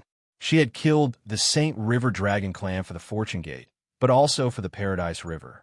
This kind of slaughter was not something Xiao Hua liked to see. Every time Xiao Hua saw Jiang Hong, there would be some contradictions in his heart. He also knew that although some people looked weak on the surface, their hearts were incomparably strong. They fought for power, and their competitive nature was deep in their bones. It was not something that could be bent by some powerful suppression. For example, Princess Qingqing had a competitive personality. Even if she had lost the title of Princess Immortal Emperor, she would never lower her head to Princess Zixia. Forget it. Xiaohua opened his mouth, wanting to say something, but he felt relieved in his heart. The world is about to be destroyed. Why blame her for no reason? Everyone is fighting for that opportunity, and Jiang Hong is just one of them. Thinking of this, Xiaohua swallowed his words and left, ignoring Jiang Hong. Behind Jiang Hong, the dragon envoy, Ao Xiang, and Ao Qian hurried over and respectfully saluted. Xiaohua waved his hand and said, "No need to be so polite. This old man has urgent matters to attend to and needs to rush back to the Fortune Gate. I won't stay in the Western Sea Dragon Palace any longer." "Yes, Junior will send Dragon Master Xiao off." Seeing Xiaohua's cold face towards Jiang Hong, Ao Qian and Ao Xiang were happy and hurried to send Xiaohua off. "No need. Just watch over the Western Sea Dragon Palace. Don't let anything happen." Xiaohua stopped the two Dragon Palace's crown princes from seeing him off. Behind him, Princess Zixia was keenly aware of Xiaohua's displeasure and Jiang Hong's uneasiness. She smiled faintly and pulled Jiang Hong's hand, saying, "Let's go, send me off." "Yes, master's wife." Jiang Hong's heart was in a mess, so she boldly replied. But in the next moment, she was shocked again. She understood the Immortal Palace's etiquette very well, and she knew she had caused trouble. Who would have thought that when Jiang Hong raised her head to apologize, what she saw was Princess Zixia's bashful smile and reproach. Jiang Hong's heart skipped a beat, but she swallowed the words of apology and hurriedly accompanied Princess Zixia out of the Western Sea Dragon Palace. Outside the Dragon Palace, Princess Zixia raised her hand and took the coral bead from the Eastern Sea Dragon Palace's Dragon Empress from around her neck. She put it on Jiang Hong's neck with a smile and said, "This was given by the Dragon Empress at the Eastern Sea Dragon Palace. I don't like such luxurious things, so I didn't want to accept it. But since it's the Dragon Empress's kind intentions, I can't refuse." On the way here, your master mentioned the Western Sea Dragon Palace, saying that it's not easy for you to guard this place. This coral bead is a gift to you. In the future, don't be too impatient when doing things. Remember that you are a Fortune Gate disciple. Don't damage the Fortune Gate's face, and don't harm the Fortune Gate's disciples' lives. "Yes." Jiang Hong's eyes became hot, and she hastily answered in a low voice. Xiaohua's gaze swept over Jiang Hong, then turned to look at the Dragon Palace's Dragon Palace in the distance, and said, "You did well." "Yes, master." Jiang Hong's anxious heart was immediately put down, and she sweetly answered. But Xiaohua warned again, "If you can avoid harming lives, don't harm lives. You still don't understand the karma of life and death. It's too troublesome. Even Vairocana is afraid of it." Jiang Hong's heart trembled, and she hurriedly said respectfully, "Disciple understands. Disciple will remember master's teachings. And no matter how stupid disciple is, I will never harm my Fortune Gate's disciples."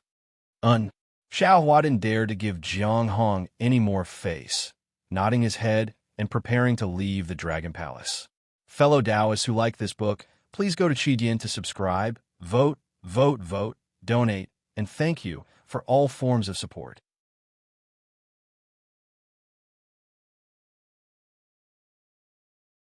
Chapter 4722. At this time, Jiang Hong hurriedly said, "Master, Martial Uncle Xiao Bai has come out from his training. He came to Lu Yi to send this disciple a message, asking you to come here when you return to the West Sea. Moreover, Lu Yi and the other Fortune Gate disciples have found an island to settle down on. I wonder if Master knows the location." Jiang Hong took out 2 jade eyes and handed them to Xiaohua. Xiaohua glanced at Jiang Hong.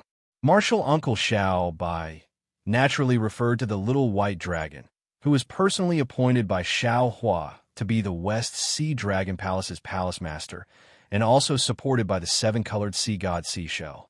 Similarly, the little white dragon had the West Sea Fire Dragon soul, and now it also had the West Sea Dragon Palace's dragon throne. The only unsatisfactory thing was that the little white dragon's cultivation was lower than Jiang Hong's. When Xiao Hua mentioned this matter in the Thousand Demons Sacred Land, he did not hide anything. Xiao Hua did not believe that Jiang Hong did not know about this. However, listening to Jiang Hong's tone, there was no dissatisfaction or jealousy. Disciple. Xiao Hua pondered for a moment, then said, "This time, Master went to the Dragon Island and reached an agreement with the Dragon Island's ninth elder. Ao Zhan will lead the Hui tribe's dragon clan to the West Sea, and even the Four Seas to fight against the world-destroying mayflies.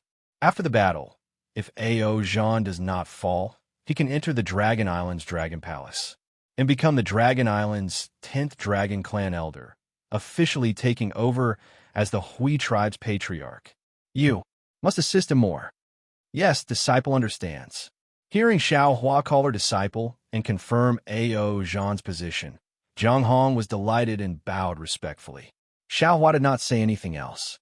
He picked up the two jade eyes and glanced at them, then handed them to Princess Zixia.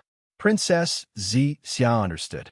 After looking at the jade eyes, she waved at Jiang Hong and flew out from the seabed with Xiao Hua, heading in a certain direction. After Xiao Hua left, the smile on Jiang Hong's face disappeared. She turned around and saw Ao Xiang and Ao Qian in the distance. Her sharp gaze actually forced the two Dragon Palace's crown princes to shrink their heads. The jade eyes the little white dragon left to Xiao Hua contained the name and map of a sea. Under Princess Zixia's lead, Xiao Hua found it without much effort. It was early in the morning, and the wind was calm and the waves were calm.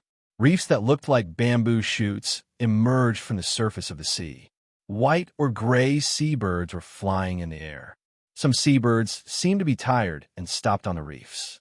They lowered their heads and used their beaks to peck at the sea creatures and insects on the reefs. School after school of silverfish seemed to be migrating. They surged from one end of the sea like a silver undercurrent, instantly covering the entire sea. Caw-caw. Soon, the seabirds following the school of fish in the sky chirped cheerfully as they flew.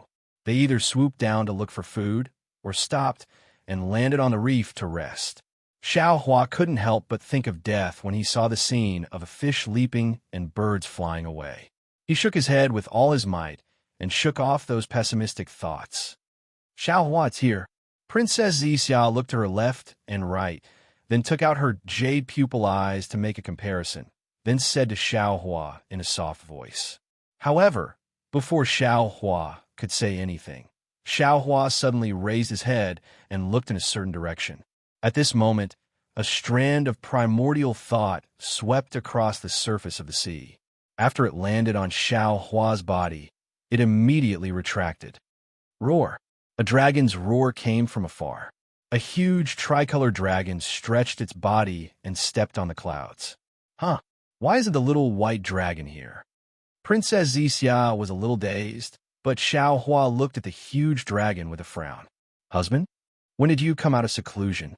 Why didn't you tell me? Who knew that the huge dragon's body was still in the air, and it cried out in pleasant surprise. The dragon's body quickly transformed into a beautiful human woman, and she landed in front of Xiao Hua. Then, she unceremoniously wanted to pounce on Xiao Hua. Xiao Hua turned pale with fright. He hurriedly waved his hand to block the dragon woman and said anxiously, "I'm not the little white dragon." The dragon woman didn't listen to Xiao Hua's words at all. Instead, she glanced at Princess Zixia, and a sorrowful expression appeared on her face. She cried out, "I knew it. If you didn't have a new lover, how could you not come to find me? I waited here for you for so long, but you actually forgot about the love between us." Damn it. Xiao Hua helplessly glanced at Princess Zixia, shrugged, and said to the dragon woman, "Miss, you've got the wrong person. I'm a human, not the little white dragon you're talking about." The dragon woman looked up and down at Xiao Hua, then sneered and said, Xiao Hua, don't lie to me. I can clearly count how many hairs you have on your body, so how could you not be Xiao Hua? Boom! While they were talking, a rumbling sound came from the distant horizon. A huge Kuan Peng bird flew over, and as it flapped its wings, waves rose up like a row of mountains. When the bird saw Xiao Hua, it was ecstatic and cried out, Xiao Hua, you've finally been released by that old shell? Xiao Hua was really helpless. He was too lazy to explain. He just watched as the bird landed not far away and transformed into a beautiful human woman. Ao Xiao, I've already told you that Xiao Hua is mine. If you dare to snatch him from me again, I'll eat you. The bird woman was very unruly. As soon as she landed, she immediately targeted the dragon woman. Hihi Kuan. The dragon woman named Ao Xiao glanced at Princess Zixia and said, I've also just seen Xiao Hua. Didn't you see? Xiao Hua already has a new lover, so you and I become old lovers. Who are you? You actually dare to snatch my lover? The woman named Kuan immediately glared at Princess Zixia. How could Xiao Hua let Princess Zixia speak? He hurriedly waved his sleeve, blocking Kuan, and shouted, I'm shouted strangely. Before Xiao Hua could finish speaking, Princess Zixia interrupted and said, Who are you waiting for? I'm Princess Zixia of the Immortal Palace. Ioyo. Hearing Princess Zixia call herself the Princess of the Immortal Palace, Kuan immediately cried.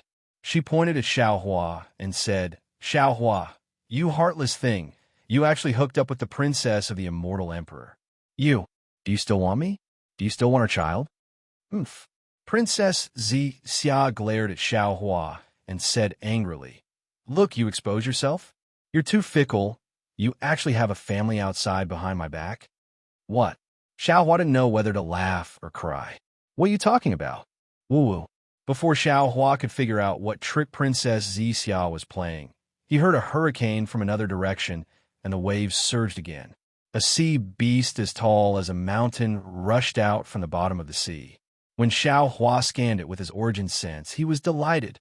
It can't be? Could it be? Xiao Hua was dumbfounded. Sure enough, when the sea beast flew out, its body emitted an obscure fluctuation, and in a moment, it transformed into a woman. The woman was a little shy and said in a shrill voice, Xiao Hua, when did you come out? Why didn't you tell me? Could it be that you really abandoned me? Seeing that the mountainous sea beast had transformed into a woman, and the woman was on the verge of tears, Xiao Hua couldn't hold himself back any longer. He released his divine sense and roared at the bottom of the sea, Little white dragon, hurry up and come out. If you don't come out, I'll make sure you don't have the ability to find a wife or concubine in the future. In less than half a cup of tea's time, the sea on the side of the reef began to boil, and many bubbles emerged from the bottom of the sea. Then, a dragon's roar came from the sea, and a huge dragon rushed out of the sea with a huge pillar of water. Isn't that Little White Dragon? Big brother. After Little White Dragon's dragon body landed in the air, golden light scattered, and in a moment, it transformed into a human figure identical to Xiao Hua.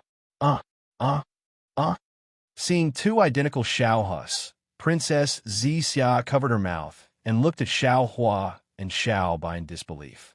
Even Ao Xiao, Kuan, and the last woman looked left and right and exclaimed, Why are there two Xiao Huas? However, in a short moment, a smile appeared in Princess Zixia's eyes. Greetings, Princess Zixia.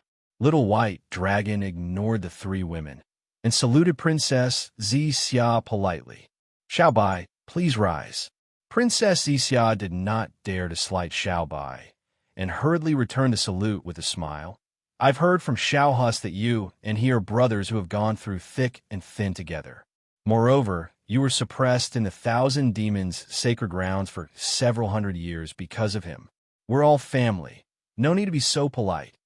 Thank Your Highness.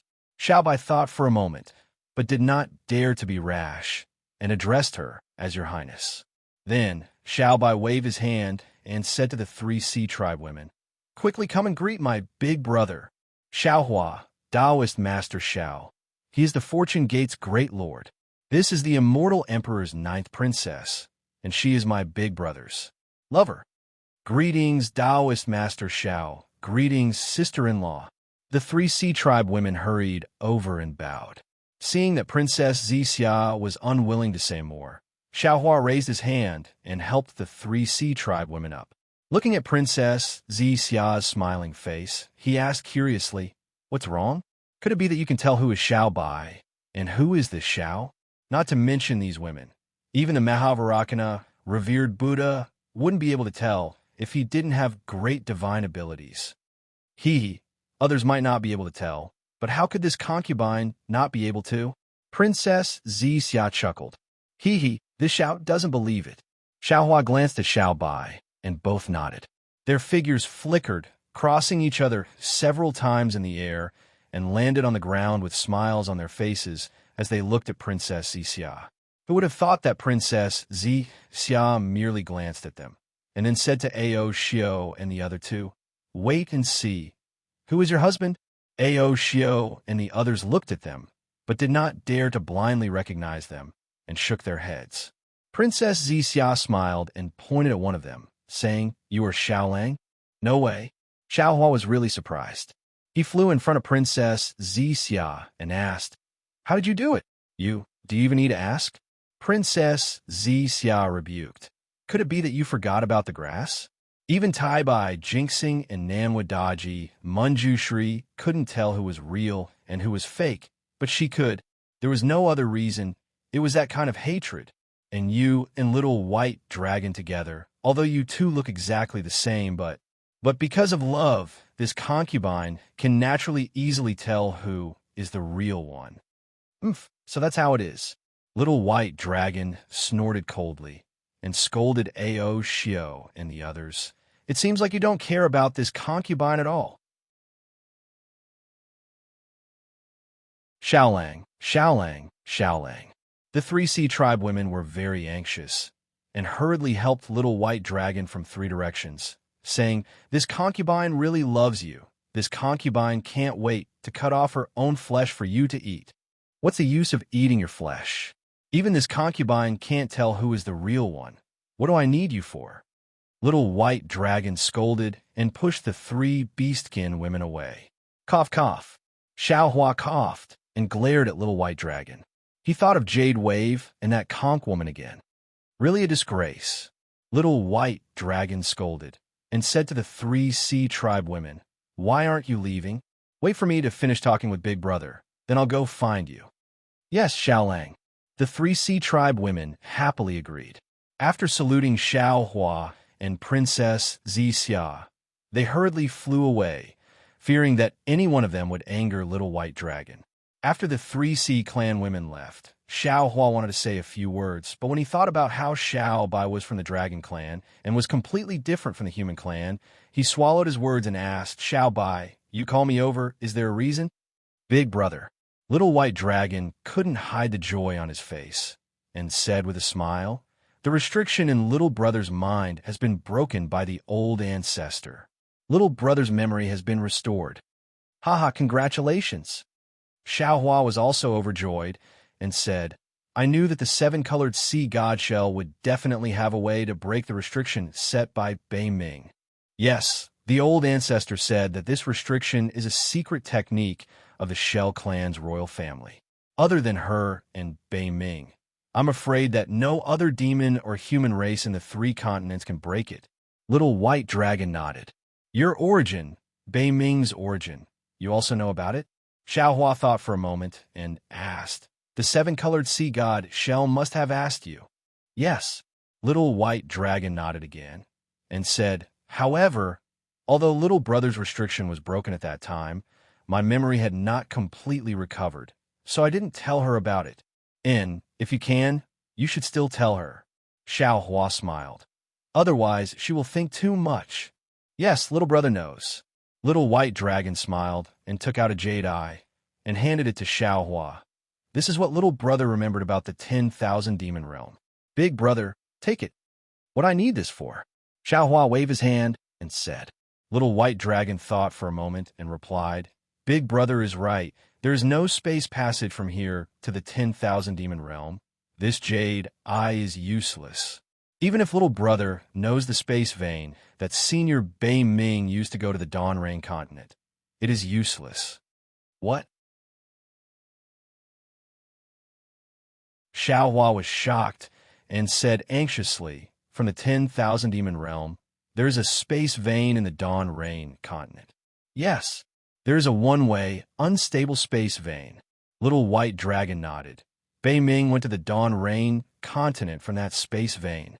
And Xiaohua hurriedly took the jade eye and looked at it on his forehead for a moment, and nodded slightly. If we can reach this place, we can indeed return to the Dawn Rain continent. Unfortunately. Speaking of this, Xiaohua was suddenly shocked and quickly asked, Little White Dragon, do you know about the Gold and Wood Mountain in the 10,000 demon realm? I know. Little White Dragon said, That is one of the more dangerous places in the 10,000 demon realm. Why? Big Brother also knows about it. Damn it. Xiaohua pinched his chin and looked at Princess Zixia with confusion in his eyes and whispered, Could it be? This Xiao has wronged the Grand Mist Ancestor? Is there really a secret space passage from the 3 continents to the 10,000 demon realm? What? We can return to the 10,000 demon realm from the 3 continents? Little White Dragon heard this and said anxiously, Big Brother, you have to take me to the 10,000 demon realm. Why do you want to return to the 10,000 demon realm? Xiaohua looked at Little White Dragon and asked curiously. This. Little White Dragon pondered for a moment and said, Little Brother still has some unfinished business in the 10,000 demon realm. Without waiting for Little White Dragon to finish, Xiaohua hurriedly waved his hand and said, Don't think too much. This space passage is most likely a trap. It won't be too late to tell you after this Xiaohua sees it. Okay. Little White Dragon nodded. Little Brother actually doesn't have any expectations. I heard that the world-exterminating mayfly is very powerful now.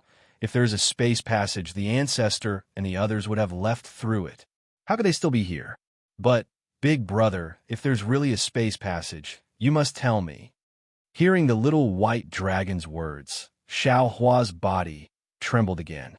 He really hadn't thought about this. If there was a spatial passage that led to another world, would the sovereigns of the various sects be like him and choose to fight the strange insects here? Or would he find a way out for himself and escape quietly? In fact, there was no need to guess what others would do. Xiaohua himself had the idea of putting the Fortune Gate's disciples into a space for protection. How could the other venerables not have such thoughts? Enough. Xiaohua collected his thoughts and said, You'd better hurry up and cultivate. If you can't improve your strength, how can you be the West Sea's Lord? When the time comes, your strength won't even be comparable to one of Big Brother's disciples. Haha, don't worry, Big Brother. Little White Dragon laughed. The next time we meet, Little Brother will definitely give you a surprise. Then, Little White Dragon took his leave and dove into the sea. Xiaohua left with Princess Zixia as fast as lightning. After Xiaohua left, Little White Dragon sneakily flew out from the sea and looked in 3 different directions. Humming a little tune, Little White Dragon flew towards one of the 3 directions. Xiaohua chuckled as he flew with Princess Zixia to a place in the West Sea. While flying, he frowned and pondered. After the time it took to eat a meal, Princess Zixia reminded Xiaohua, Darling Xiao, you flew in the wrong direction again. Oh. Xiaohua came back to his senses and smiled. I was a little distracted. I know. Princess Zixia pursed her lips and smiled. In the words of Confucian cultivators, you are worried about the country and the people, and you are also worried about your family. Confucian cultivators' words are always brilliant. Xiaohua nodded. Many small things can be said in a dignified manner. Darling Xiao, you misunderstood Confucian cultivators. Princess Zixia said in dissatisfaction. Although many Confucian cultivators use literature and ink falling into the small path. We Confucian cultivators also have many great Confucian cultivators who cultivate righteous spirit and face the world with loyalty. Yes, the Xiao was wrong. Xiao Hua hurriedly apologized. Princess Xia rolled her eyes at him and curled her lips. This is called sailing according to the wind. Yes, your highness the princess is right. Xiao Hua nodded like a chick pecking at rice. Seeing this, Princess Xia smiled slightly and persuaded. Darling Xiao, you don't have to worry too much about Jiang Hong's matter. The current situation in the West Sea Dragon Palace is unclear. It is also good to let her get involved in it. Her methods are more ruthless, which is exactly what a leader should have. On the other hand, to be honest, you're not a qualified leader, but more like a guide. You are better than the sect master as the merciful bodhisattva of Nanwu. I have always been such a person. Xiao Hua didn't refute and replied, I also don't want to be a qualified leader. This is already very good. Princess Xia also agreed with Xiao Hua's point of view. A person's character can't be changed just because you say so. Jiang Hong is a natural leader. Although she looked like a weak little girl when she was young, when she grew up, she would inevitably become an all-powerful dragon. So, darling Xiao, let nature take its course. Xiao Hua looked at the smoke rising in front of him and nodded. Yes, things have not reached the final step. Sometimes I think too much. Let's see how Jiang Hong and Xiao Bai develop in the future. It is too early to say now. What about the 10,000 demon world? Princess Xia asked. I think. This is the thing you're most worried about, right? Although Little White Dragon has recovered his memory and even gave us the space passage from the 10,000 demon world to the Dawn Rain continent, Xiao Hua's face still didn't relax and replied. But in fact, if you think about it carefully, this space passage is useless. It has no use at all. Princess Xia understood Xiao Hua's thoughts and said, Yes, not to mention whether the space passage Grand Mist Ancestor said exists or not. Even if it does exist, darling Xiao can go to the 10,000 demon world. But the space passage from the 10,000 demon world to the Dawn Rain continent is only a one-way passage. Once you reach the Dawn Rain continent, you can't return to the 10,000 demon world. So how can you return to the 3 continents? The Dawn Rain continent's spiritual herbs and other things can't be sent back to the 3 continents. So, Xiao Hua smiled bitterly. The world-destroying mayfly's deadlock is still unsolved. However, at this time, I have a glimmer of hope. Princess Xia said solemnly, I really hope that Grand Mist Ancestor's words are true. At least with this space passage, darling Xiao and His Majesty, or the other sovereigns, may be able to save the world. Yes, if this space passage really exists, even if it is like Ant's moving house, I will bring as many creatures as possible to the 10,000 demon world. But when he said this, Xiao Hua's expression suddenly stiffened, as if he thought of something. Princess Xia also woke up. The two of them looked at each other and said in unison, The world-destroying mayfly won't go to the 10,000 demon world through this space passage, right? Then, Xiao Hua said helplessly, If the world-destroying mayfly attacks the 10,000 demon world and the 3 continents at the same time, then even if there is a space passage, it will be useless. But if because we enter the 10,000 demon world, the world-destroying mayfly is also attracted to the 10,000 demon world, then it will be a big mistake.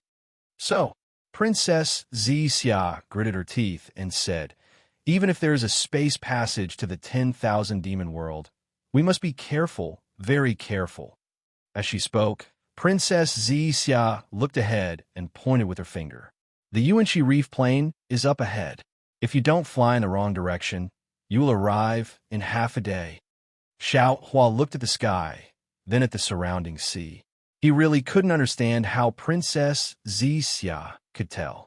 Sure enough, in less than an hour, Xiao Hua saw Fortune Gate's disciples patrolling the area in front of them with his divine sense. When the Fortune Gate's disciples heard that the sect master had returned, they were overjoyed. They either went to welcome him or returned to report the news. When Xiaohua arrived at the first dawn reef with the patrolling Fortune Gate's disciples, half a day had passed. The first dawn reef lived up to its name. It was a large island formed by reefs exposed above the sea's surface. This island was more than 10 times bigger than usual, and it looked like a plane. Xiaohua's divine sense swept over the reef, and he saw rugged mountains and lush trees on the reef. Everything that should be found on land was here, but of different species. Moreover, as the sea breeze whistled, the heaven and earth origin energy within tens of thousands of li rushed towards the reef. It was actually a paradise. Looking at the primitive reef plains, the Fortune Gate's Fortune Dao Palace, Garden, Alchemy Room, and other buildings had all been completed. At first glance, there wasn't much difference from before.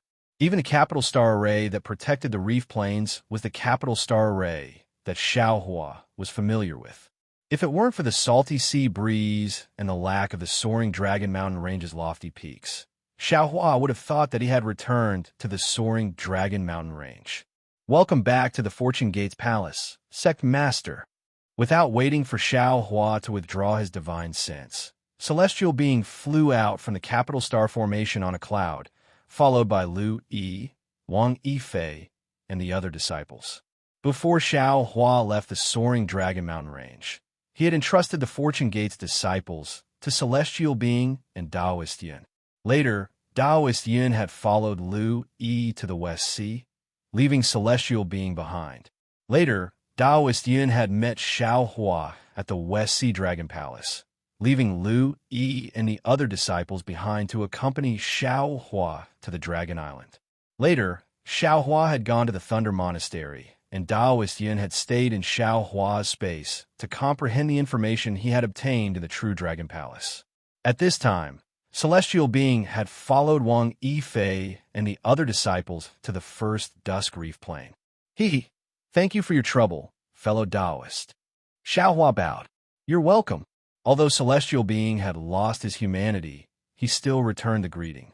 I'm the Sect Master, after all. It is my duty to do something for the Fortune Gate.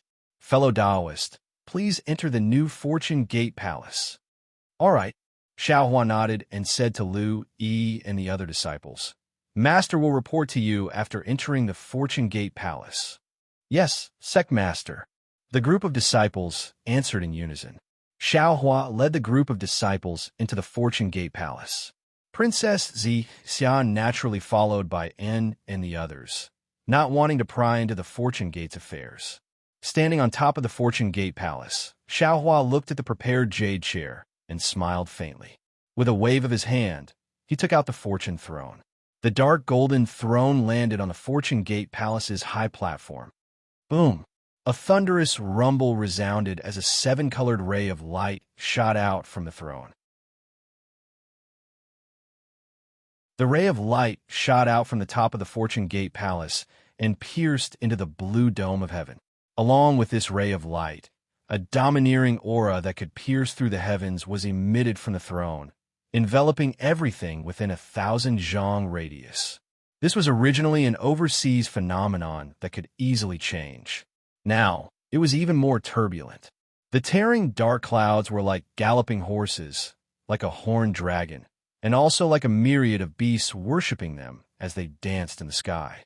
Looking at the Fortune Dao Palace's seat of honor, where the Grand Mist throne was, the void was collapsing as countless amounts of heaven and earth origin energy rushed in. Countless illusions were annihilated as the 5 elements origin beasts flew around the throne in a frenzy.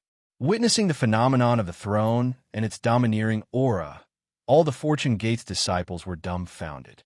In a flash, everyone came back to their senses. With Lu Yi in the lead, the group of disciples prostrated on the ground and respectfully said, We greet Sect Master. May Sect Master rule the world and live a long and boundless life. Xiaohua frowned slightly and raised his hand, wanting to say something. However, when he saw the excitement in the disciples' eyes, he knew that they had seen the future they wanted to see. He smiled faintly and landed on the Fortune Gate Palace's throne. Then, he slapped the throne with both hands. Shwa shwa.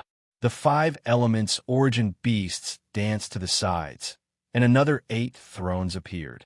Just as the 8 thrones appeared, they rapidly condensed into 9 identical fortune thrones that were placed side by side on the Fortune Gate Palace's high platform. Ha! The celestial being roared with laughter.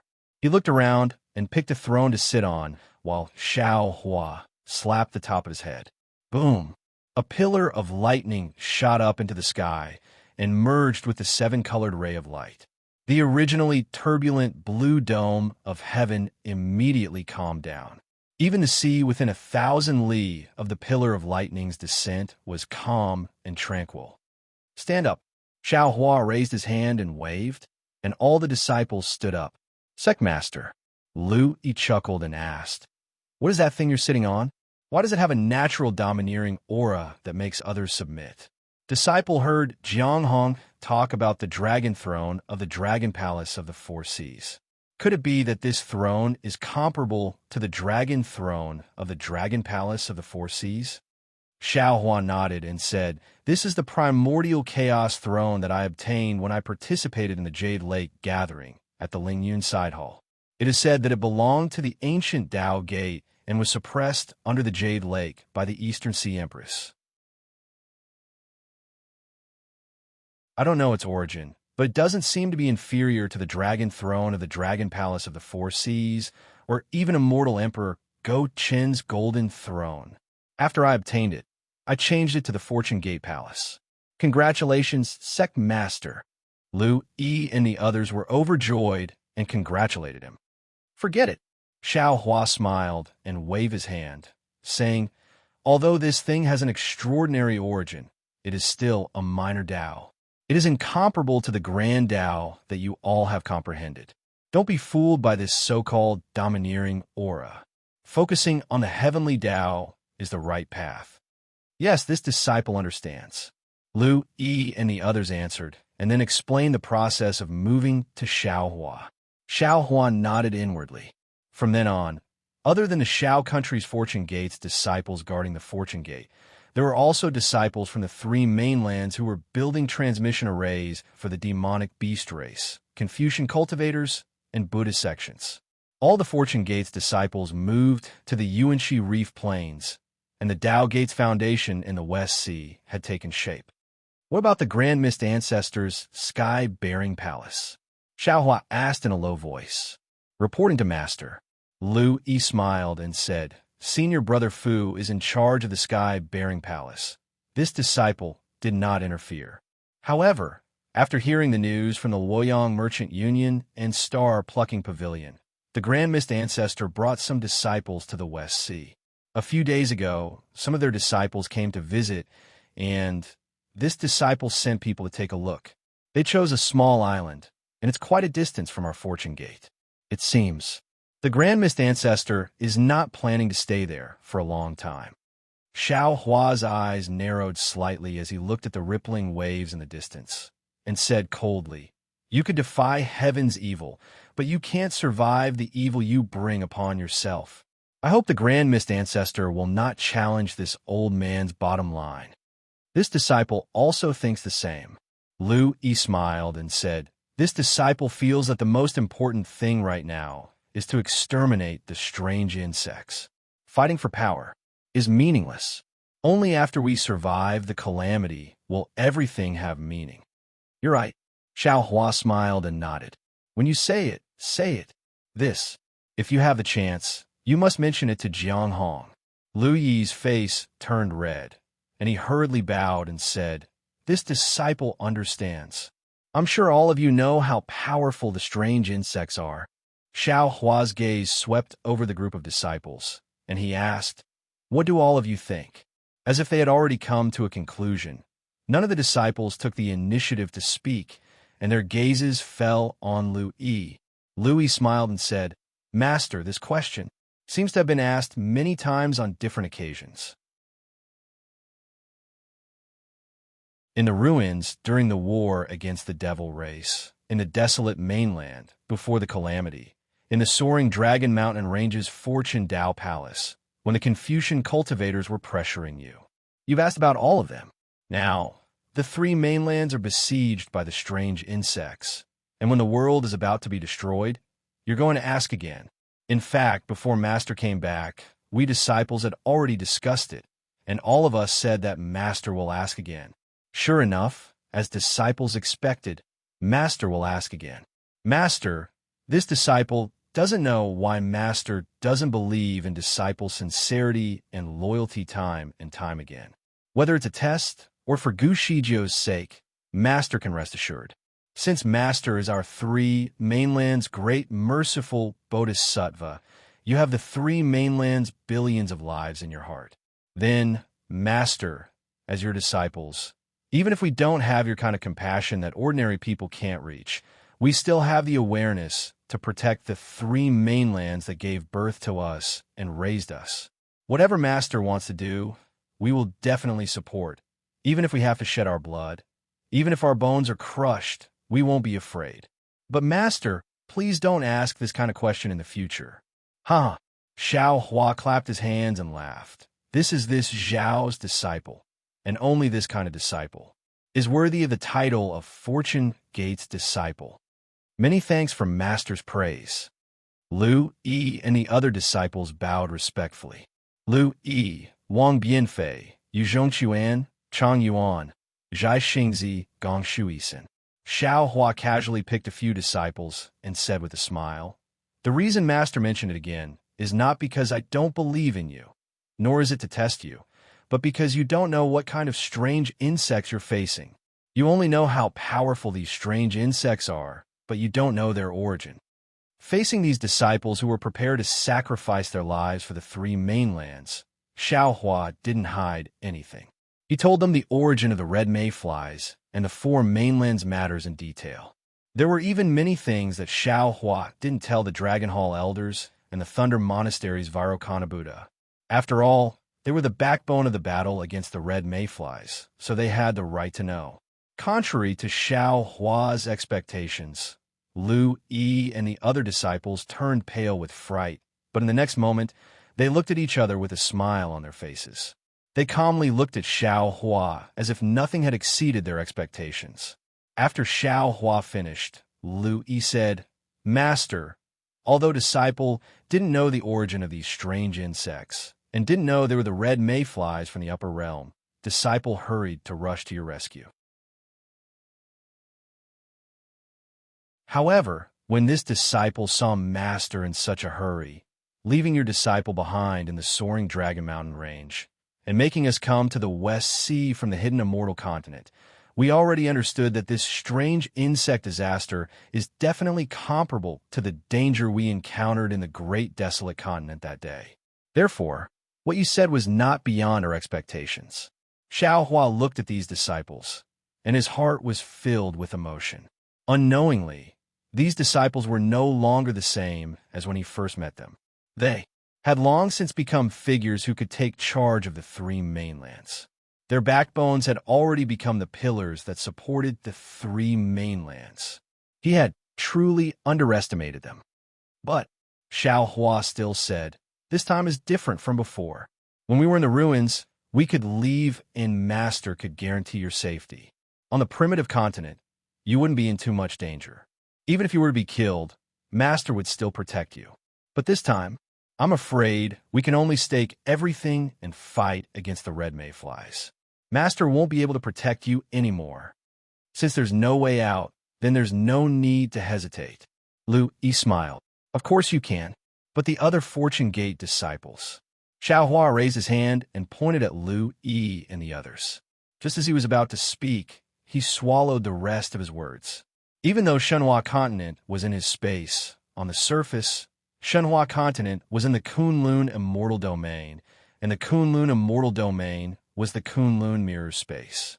Therefore, the Fortune Gate disciples on Shenhua Continent, or perhaps Lu Yi and the other Fortune Gate disciples themselves, all of them thought that they were part of the three mainlands. They didn't know that they came from an independent world surface. If Xiao Hua were to reveal the differences between the other Fortune Gate disciples, the secret of his space would definitely be exposed. Therefore, Xiao Hua hesitated. However, a few breaths later, Xiao Hua spoke again, But the other Fortune Gate disciples are different. You may come from the hidden immortal mainland, the pure land of ultimate bliss, the 1,000 demonic sacred grounds, or the 3 rivers and 4 seas, or the 3 mainlands. But those Fortune Gate disciples grew up in the Kunlun immortal domain. They don't have any concept of the 3 mainlands. The 3 rivers and 4 seas didn't have any grace to raise them. If we forced them to sacrifice their lives for an unfamiliar world surface, it would be unfair to them. Master, please rest assured. Louis was not surprised by Xiao Hua's misgivings. He smiled and said, because this disciple has already encountered these matters before, this disciple has also considered these matters. When we moved from the soaring Dragon Mountain Range to the Yuanxi Reef Plain, this disciple had already spoken to those senior and junior brothers. If anyone has other thoughts, they can speak to this disciple in private, and this disciple will convey their opinions to Master. But this disciple is also very gratified that not a single disciple has approached this disciple in private. This disciple has also asked a few Fortune Gate disciples in the Kunlun immortal domain. Their meaning is also very clear. Although they don't have any feelings for the 3 mainlands, they have feelings for the Fortune Gate. The Fortune Gate is their home. They are members of the Fortune Gate. Since the Fortune Gate has declared war on the 3 mainlands against the strange insects, they have an obligation to fight side by side with the other Fortune Gate disciples. They are willing to sacrifice everything for the Fortune Gate. Fellow Taoists who like this book, please go to Qidian to subscribe to support that you're tuning into the Romance Rendezvous YouTube channel. We're so grateful for your support, and don't forget to subscribe to join us on this incredible journey through captivating stories. Your generosity through donations truly makes a world of difference, as it's the primary source of revenue that allows me to expand and enhance this channel for you. Thank you from the bottom of my heart for being a part of this adventure.